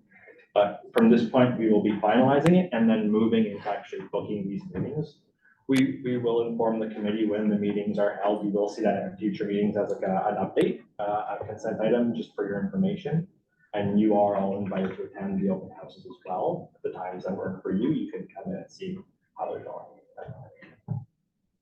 Thanks, Patrick. That was great. Any questions for Patrick? Dan Brown, go ahead. The mailouts 2 weeks before. There's renters everywhere. Where will they be sent? To the address or to the owner of the property? It will go to the owners because that's the information we have on file at the city level when we do mailouts. Okay. We can send to the owners as well, like tenants. Through some groups like the BIA, that information will be disseminated to businesses in the area as well. And we'll let the community groups know. We'll have it online, we'll have social media, but the mailouts will go to owners. Okay. Any other questions? Okay, Sandra. And representing the BIA, we're really pleased to hear that because I think it's really important that people get the information. So we'll work hard with you to make sure we try to get these property owners, because most of them don't live in this area. And I would bet that they're not on the website or social media and all those, and I know there's also a problem with mail outs, so, you know, we'll do our best to try to get you to these people as well, because we're having a bit of a time doing it too, so that's just adding to us, maybe the urgency of finding out who these people are, and because a lot of them are also under, like, they're registered corporations, so it's very hard to know who these people are, you know, around, so that's really good news, and I'm happy to hear that. Great. Any other questions or comments for Patrick? Okay, I got a couple. Okay, go ahead. I just wanted to say that I think that it sounds like a great plan. All the community consultation, all the pieces to it. Great.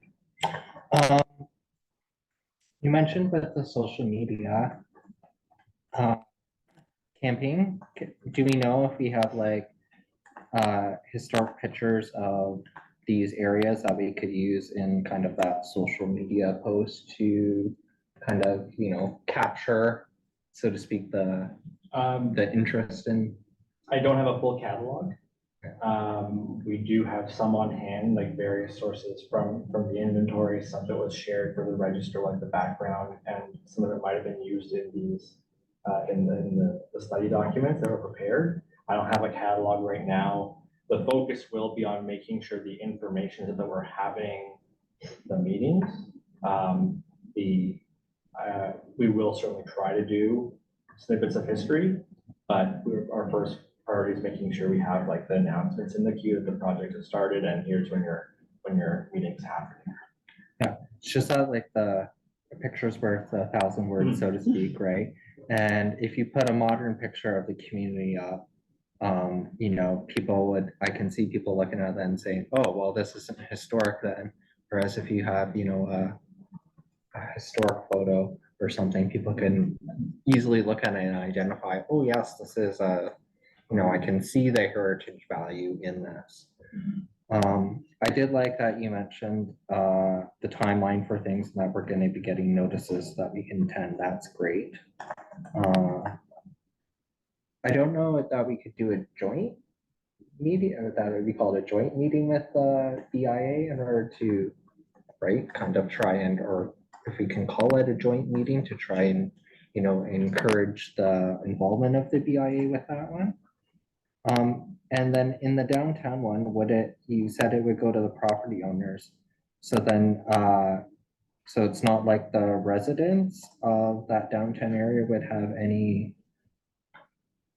I don't know, stakeholder engagement, so to speak, or is that the tricky aspect? That's the tricky aspect, is you can have a lot of interest from the tenants, but especially in our downtown with the presence of Laurier, there's a lot more turnover there than there might be in these other neighborhoods for tenants.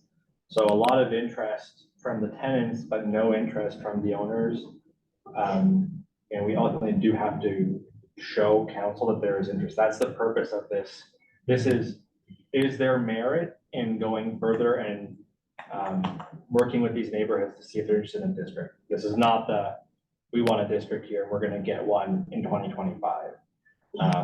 And so for this particular stage, it's going to be the owners, if there's enough owner interest, because we do hear that question raised often around the horseshoe at council of, well, is the owner interested? What's the owner's position? Mhm. So we want to go to the owners this first time and hopefully build that interest now, and then hopefully that can carry us through a successful project.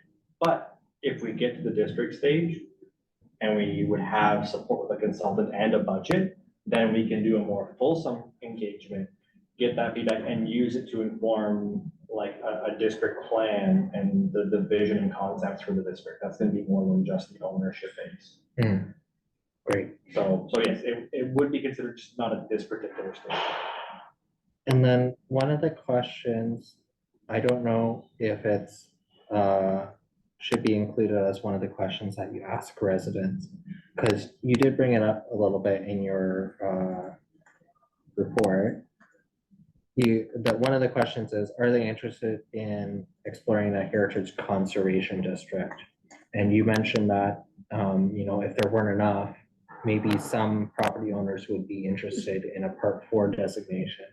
So is that a question that can also be asked, are you interested in a Part 4 designation of your individual property? We could structure it that way. Our idea was to go back to those owners who wanted the district. If we didn't have enough support, and be like, reporting to council, we don't have a super majority of owners interested, but we have, 30% of the neighborhood really likes the idea of recognizing the neighborhood character. They all liked learning about the history, but only some of them were interested. So we would go back to those 30%. Because they could also change their mind and say, well, if it's just me, then no. Mhm. Like, again, thinking from that ownership perspective, that's a comment we could hear. So we could certainly do it. Are you interested in individual designation and recognition? Are you interested in the neighborhood? But the primary point of this consultation is to ask about the neighborhood's interest in being a district. So we certainly want a clear answer on that front. Yeah, perfect. And then, because it's been some time since we've gone through creating a heritage conservation district. And when we designate something under Part 4, the second that we issue the notice of intention to designate, there's some interim protection that's provided, right? With a heritage conservation district, that doesn't exist. Everything you have to have the full heritage conservation district study and bylaw all ready to go. I believe it works differently, yes, through chair. But with the district, council could pass effectively an interim controls style bylaw where it would temporarily apply the Part 45 or the Section 45 heritage permit process. I may be getting my section reference wrong, but they would basically have to come in for a heritage permit for about a year, and you can use that to impose the controls while you're doing the study so nothing happens that kind of negatively affects the district. But council would have to pass a new bylaw. But once you adopt the district plan and the district bylaw, it's designated. There's still an appeal period, but it's in effect. And then I guess my other question that kind of stemmed off of that. So if, let's say, I'm gonna pick a neighborhood, let's pick the Waterloo Court because it's the smallest one. So let's say that there were, perhaps we've met that 2/3 majority, that super majority kind of threshold for that area. Would we then consider listing those properties on the heritage register so that all those properties, so that it does become that interim kind of protection while we go and do the fold out study? Is that acceptable? We could. So Waterloo Court is listed, downtown is listed because of the phasing. Yeah. So Waterloo Court is currently protected until January 1st. But we could list in the neighborhoods if there's sufficient interest to get that like super majority or better. We could list the properties in the neighborhood as another interim step, and then work, and then through the actual project, work on the district. Until we get to that point, though, I won't rule it out. I also think about that, like with the Waterloo Court situation, you mentioned that they're already on the register.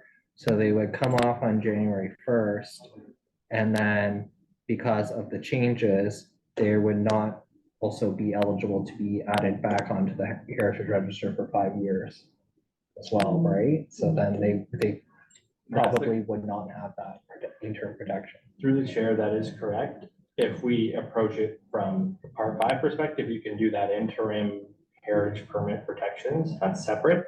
The other thing we're exploring is, can we delist our properties before the January 1st date? And then are they subject to those prohibitions, or can they be essentially actively monitored for a period of 2 years and like delisted, relisted? But without a project to back that up, it's going to be a much smaller scope for the committee's awareness. Again, that's just the way the law was changed. We do have the notice of motion later this evening on the agenda about that. Ideally, the province would change the register, and we'd have longer than just January 1st, 2025. We'll have to look at our options later on in the year. Yeah. Okay, that's great. I think that's like very helpful in understanding like the whole process and how it's all gonna work. And then the difference between the part 4 and the part 5 designations as well. So thanks for providing that clarity to committee members. Okay, so now we have, oh, Lise, you have a question? Sorry, you mentioned a video that you're going to do as part of this? So we would, through the chair, yes, we would do a presentation, like sort of what we did for the Heritage Register, where we had the online consultation.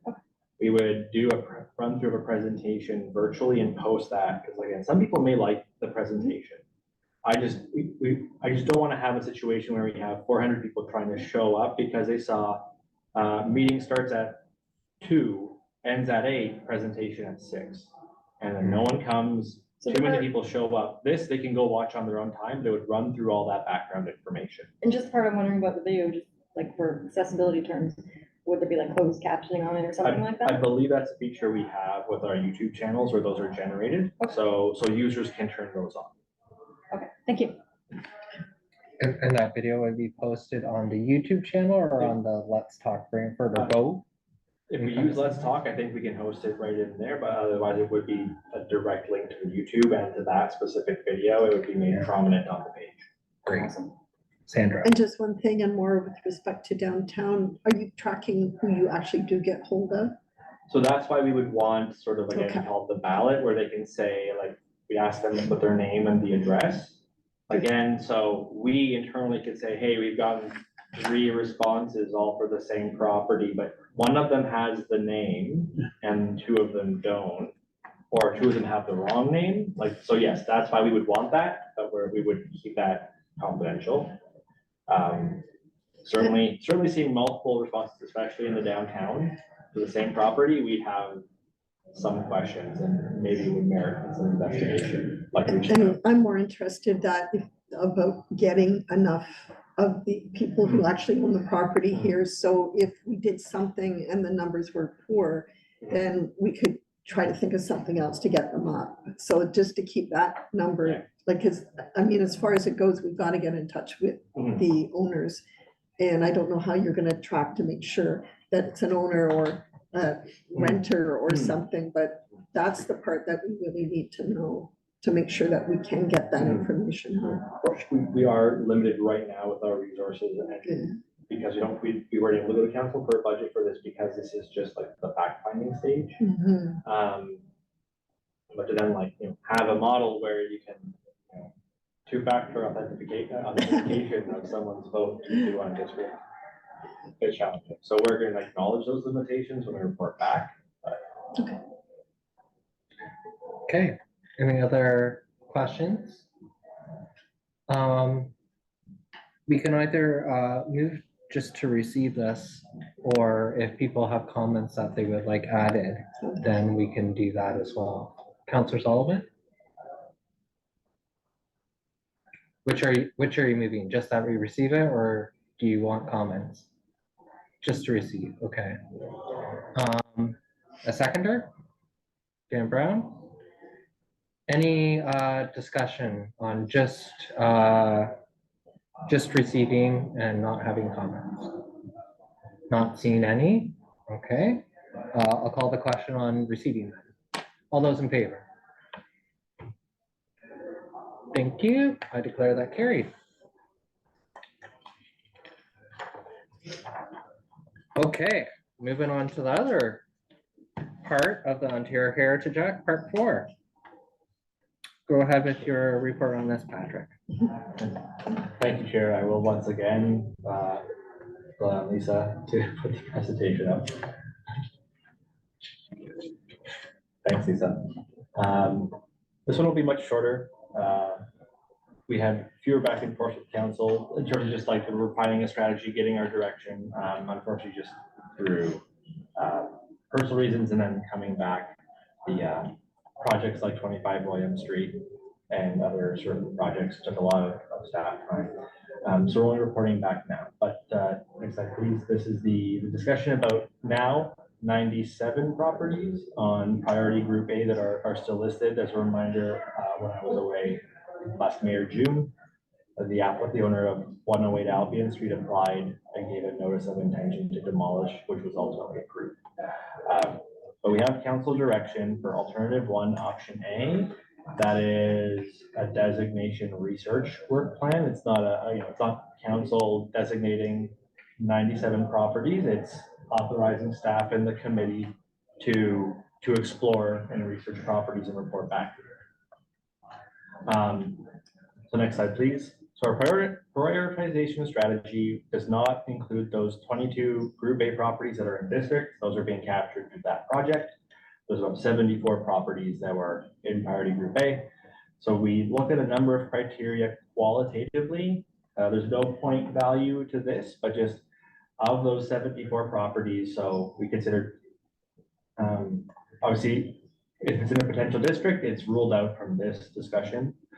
How many project criteria did it meet? 4 to 5 is the highest. So that we see properties meeting criteria from the register project. Was there development potential? Is it on a major street? Is it a larger lot? Is it in a strategic growth area of our official plan? So we expect to see more development interest and viability on those sites. It's not about getting ahead of development to fully, it's not about getting ahead of that to like stop at development, but so we have that consideration of the cultural heritage value, and we can have those discussions if there is development. Is there community presence? Is it a public building? Is it something like a place of worship or a commercial use where people are coming and going and it's not just a private residence? And then obviously there's going to be owner's interest. So we shortlisted out a number of properties on that prioritization strategy, about 28 of them. What we're proposing, regardless, next slide please, is just a mail out to all the owners to see who's interested in potential interest in Part 4 individual designation. They'll get their property information sheet in the mail, 1 to 2 page summary info of what designation entails, what they would be, what we're proposing or offering, invitation to contact staff. The website would have a bit more information on all of that. Again, the mail out is sort of the icebreaker. The web page is the resource they can refer back to. There would be frequently asked questions there. Sorry, for common heritage questions, not comment heritage questions, I apologize. And then contact information for staff. That's what people would receive. It would be up to them to reach out to the city if they're interested in the Part 4 designation. But like I was referring to, so the next slide, we say there's the proactive research shortlist. These are the 28 properties that we recommend that we would actively start doing some research. It's not committing to researching all of them by end of year, but we'd encourage committee, if possible, on free time to, if you can find information or if you know information, can share it with us for these properties. We'd appreciate it. And then we could prepare research reports and then provide them to the committee for ultimate comment and council for awareness. Where there's owner interest, we might move properties up on the list. It's not just that first we're going to go through all properties that meet 4 or 5 criteria, then development potential, then community presence. We're going to see what we hear back, and that'll impact where we do the research. I think it'd be nicer to get some properties designated and bring that to council, make it a good news story. So if we see owners' interest for more of the residential properties, we'll bring those forward sooner. But in the background, we would continue to do proactive research, like ownership records with the state directories, looking at the fire insurance plan, old mapping to see what changes may have occurred. That kind of. So that's just what we're again bringing to your attention. We would be mailing out the information soon. We want to give the committee a chance to comment first. So that is the conclusion of the presentation.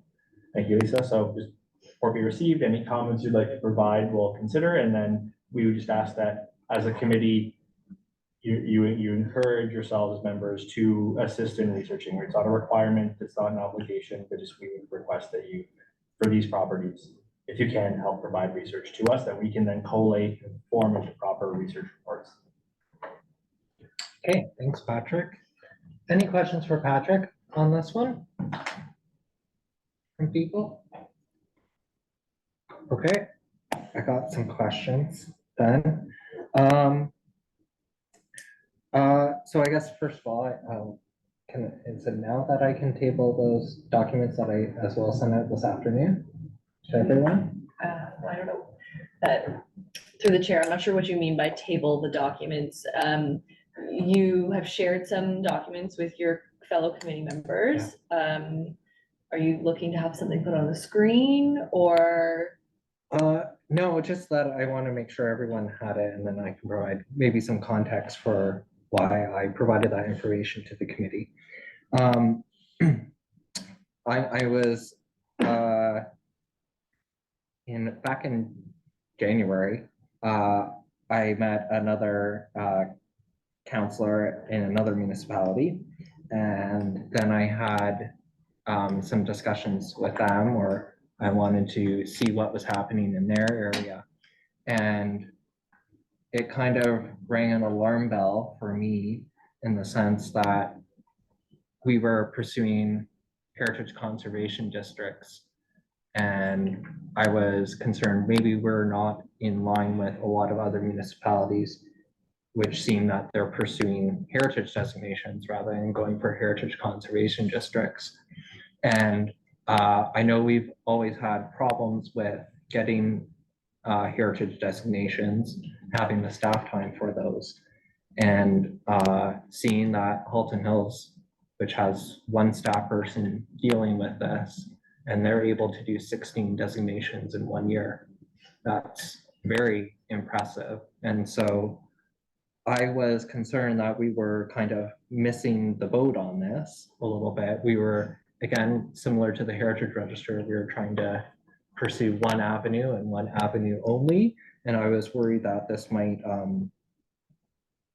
leave us, again, caught off foot if something else, the provincial government decides to change things again. So I was very happy when I saw this report because it kind of brought back some of those concerns, and that, like, they're highlighted there that, we are considering looking at Part 4 designation of some of these properties as well.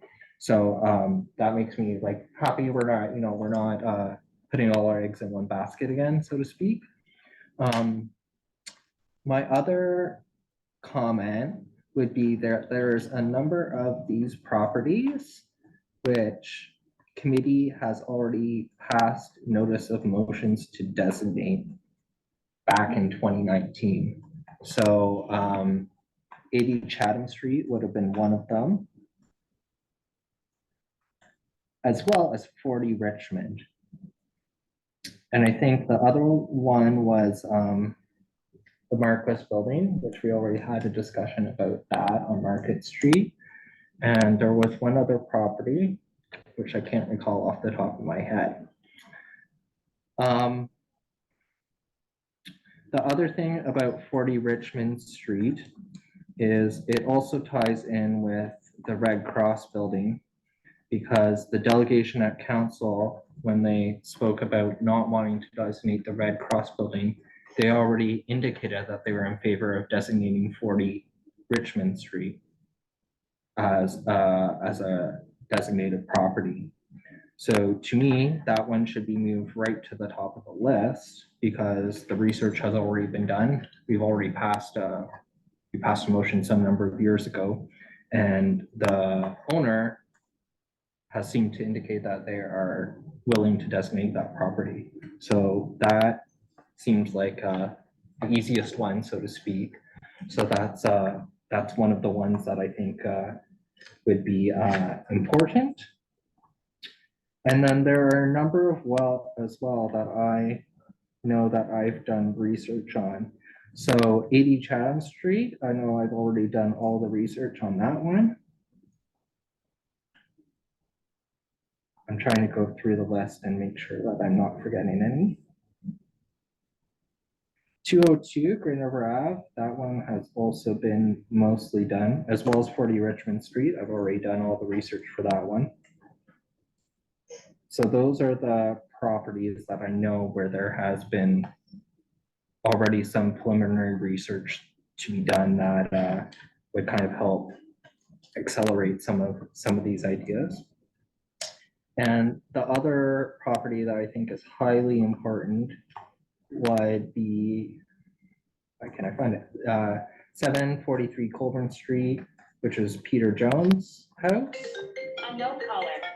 And that was one that, through the Heritage Register project, I believe the Mississaugas of the Credit wanted on the Heritage Register. They identify that as an important cultural heritage resource for the Mississaugas. And in like the spirit of reconciliation and that, identifying that property and working with them, I think as well would be very helpful. So that's a lot of comments, not so much questions for Patrick, but comments about Patrick's plan. Any other comments from committee members? I Please. just had a bit of a comment, just because, I mean, I'm iffy about saying, but when we were supposed to throw our eggs in one basket, because I remember being told specifically in meeting, it's either Heritage Register and that research or individual designation. I just wanna, I know you did the research for 80 Chatham. Sarah, who's a former committee member, and myself put tons of hours and days into research specifically on that property way back when. So I don't know then if I submit anything, it's not gonna be duplicate or whatnot, but that was one that I knew I had more access as well as her to research at the time, is why we focused on that one. Do you mean 80 or 480 Chatham? The Bound House? Bone House Elms. Yeah, that's 480 Chatham. Yeah, sorry, that's the one I mean. Yeah, so I just didn't know if I would be then submitting duplicate research, or should I just send you what I have and then you can figure it out? You sent it way back when those, that first batch of, I thought we did, but I wasn't sure. I think it was around the time of the Marquis properties as well. So I might just say resend it to me if you have it digitally. I suspect I saved it all to the network. In the event I overlooked something, I will be able to add it in if I don't have it already. I'll just resend it. Right, thank you. And that through this avenue, if there are ones the committee wants to recommend, like that, through the comments, you know, I think the elms that we're calling out, I don't think that's on our short list because it didn't meet those other criteria. That doesn't mean the committee can't say we really want to see this one research, but again, we are gonna reach out to all those owners. So they are gonna receive something in the mail. Thank you. Any other questions for Patrick? Okay, seeing none, then we can go to comments. So the motion, well, we should get the motion on the floor. Motion is that it be received and that we have comments and that heritage committees be encouraged to assist in researching these properties. So does anyone have any comments? Okay, and go ahead. I think the comment though that you made, that there's these previous research projects, I hope it's documented. Yeah, and that'll be like the win-win right away that we need. Okay. Other comments? Did I get a mover? No, I got a- okay, didn't. I'm bad. Can I get a mover and a seconder then? Dan and seconder Lise, thank you. So I think I would like to add the comment about properties that previously had a notice of motion asking to designate those properties be prioritized. I think that's the right word that I want. Move to the top of the list, so to speak. And then I would agree with Lise about the 480 Chatham. Maybe that is an additional property that we consider as well.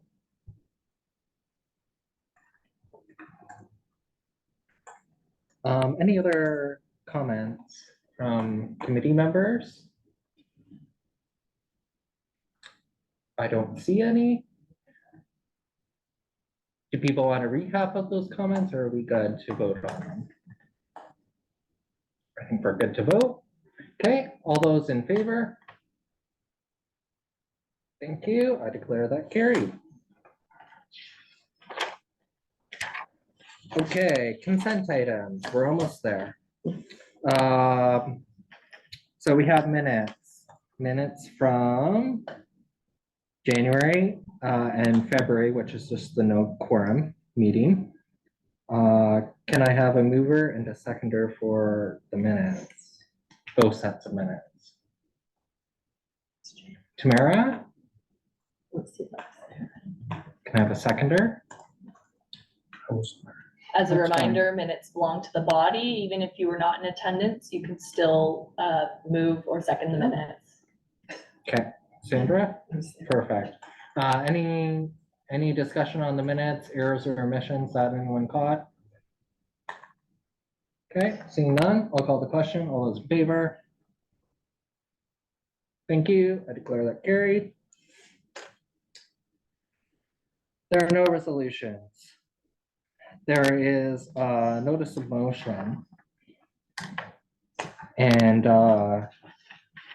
we can either waive the rules to consider this tonight, if we deem it urgent, or we can deal with it next month. So As it is Lisa's motion. Yep. She would be the one to request the waive the rules. okay, I request a waive of the rules. okay. So we have a move, seconder for anyone? Sandra, okay. So this is a notice to waive the rules, so we need a 2/3 majority. So through the chair, actually in this case, yes, we need a 2/3 vote, sorry. Okay. So on the vote to waive the rules, all those in favor? Okay, we're good. Okay, so Lise, why don't you walk us through this motion? All right, so I just read this? I'm Yep, relatively read new to it this. first, and then if you want to speak to any particular element of it or why you thought it was necessary to bring it forward, go ahead. All right, so in regards to municipal heritage register, specifically municipal heritage register for the city of Brantford. So my motion is, whereas subsection 2716 of the Ontario Heritage Act stipulates that any non-designated heritage property listed on the municipal heritage register of properties as of December 31st, 2022 shall be removed from the municipal heritage register on or before January 1st, 2025, if the council of the municipality, in this case, City of Brantford, does not give a notice of intention to designate the property under subsection 29(1) of the Ontario Heritage Act on or before January 1st, 2025. And whereas, since January 1st, 2023, municipal staff and members of committee have been diligently working to review the municipal heritage register, research the heritage value and interest of listed and non-designated properties, review and research the heritage value and interest of non-designated properties, contact owners of such properties, determine which properties should be potentially designated in accordance with the provisions of section 29 of the Ontario Heritage Act, and take all required steps to designate such properties. And whereas the above noted work involving 555 listed properties in the municipality, City of Brantford, is extremely time consuming and cannot be completed by December 31st, 2024, with the limited municipal resources available. Now therefore be it resolved that the clerk be directed to forward a copy of this resolution to the Honorable Doug Ford, Premier of Ontario, and the Honorable Michael Ford, Minister of Citizenship and Multiculturalism, and request that subsection 2716 of the Ontario Heritage Act be amended to extend the above noted deadline for 5 years from January 1st, 2025 to January 1st, 2030. And do I speak to that now? Yep. Okay. I received an email, as well as every municipality that has the branch of the Architectural Conservancy of Ontario, received an email back in February. I was hoping to get it to a February meeting, but we didn't inform either way, so it is what it is. And they expressed, well, the email, I could read it. Urgent action needed, the government without consultation and an understanding of its practical impacts imposed an arbitrary, very tight deadline for Ontario municipalities to review their municipal heritage registers and decide whether the listed non-designated properties should be designated, failing which they would be kicked off the register and lose all protection. Scores of municipalities across Ontario have been scrambling, working hard to meet deadline January 1st, 2025. Now that's been 11 months away. So this was back in February, so it's less than that. Almost all could use more time to comply. The government could easily accommodate them. So the Architectural Concerns area was asking to have this come to every heritage committee in the municipalities of Ontario, as well as a similar type of motion to go to each and every municipal council as well, because the thought is that if each heritage committee in Ontario has their motion and that passes and goes to council, and then each council and the municipality, or sorry, in Ontario, has their own separate motion, the weight of having those two from each municipality, it would hold more to consider. And I think that potentially this is something they might make changes to or completely backtrack on and extend that deadline. And I feel like if we do nothing, we don't know, but if we try, because otherwise there are municipalities that are doing different things, like I've heard where some are delisting everything as quickly as they can. So they have that option, because if I understand correctly, once they're off that register, I think they can't go back on for 5 more years. So then there's no protections, there's no nothing. And then also, the one thing I really hope when people think of like financial responsibility and that, the amount of resources, cost-wise, staff-wise, consultant-wise, meeting-wise, everything, the cost to these municipalities cannot be recovered. And I think also that needs to be expressed as well, that there's a lot of costs that would be for naught. So I'm hoping that this is something we can potentially pass here and goes to council, but I have to say, I really, really hope our municipality would consider council having that as well. I will say, because we don't at this moment have an active architectural conservance area, Brantford Brant. We did at one time in 2010 for a few years, and the oldest one lasted from the 70s up to I think the early 90s, around the time the Heritage Register actually was created. Some of those were part of that Heritage Committee back then. I did contact as well as the county or the city of the county of Brant, as well as their Heritage Committee, and I forwarded that information. Supposedly my email might be included on one of their agendas, my information redacted. So I didn't know in the official thing that goes to council, I have no problem with my original emails or whatever going to council as well. And I think that's the gist of it. Just trying to do the best I can to get this, and I had hoped I would get sooner, but the reason for the waiver is because, as I understand the notice of motion and the process it would come, there would be too much time that would pass. And some meetings don't happen in the summer, or in this case, if we don't have quorum, meetings don't happen. So I feel it's very time sensitive, and I hope I have full committee support. And I really hope I have full council support, and they do their own thing as well. And I really, anyone who happens to see this meeting, because a lot of people do watch our heritage meetings, I really hope every municipality does this. And that's all. Great. Thanks for expressing that, Lise. Any other comments or questions from members of the committee about this notice of motion? Sandra, go ahead. And this is more for information because I fully don't understand kind of what's going on. But the 550 properties, I mean, is it worth our while to go in for just all of that or a fraction of that? I mean, do we just go for the 550, or would it be more reasonable to go to 200 or something like that? I'm not sure if I'm the best one to comment on that. Do you want to try and take that? Nathan? Yeah, so when the Acorn Architectural Conservancy of Ontario, when they released this as I got the email as well as a draft motion, and it just had a placeholder in there like XXX, so that each municipality, depending on how many properties were existing on their heritage register, they could fill in that number, so that it would give some context for the number of properties that it impacted. So I know like Lise worked with Patrick and that to verify the number of properties. So that's why that 555 number is. So that's what we presently have. That's non-designated, if I understand correctly. That provide some context for that? Yeah, it's almost give it a shot. I think that's what we're, yeah, okay. Did you want to say anything? The chair, I was gonna say,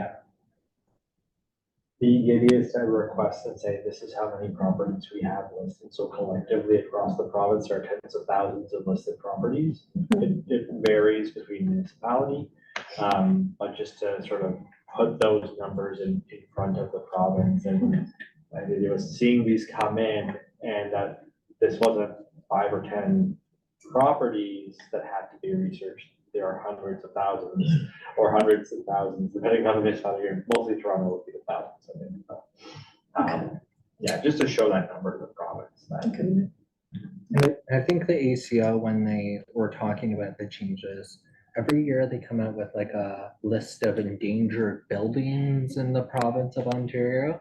And I believe last spring they did something similar. They said any property that was on the Heritage Register is now one of these properties. Yes. And I think that I'm going off my memory, so the number may be wrong, but I want to say it was something like 28,000 or something like that. So, right, it is a substantial number of properties across the province as well. Any other questions or comments on this notice of motion people want to make before we have a vote? Dan? Go It is ahead. on our agenda April 4th in the county. Okay, good to know. Any other discussion before I call the question? Seeing none, I'll call the vote. All those in favor?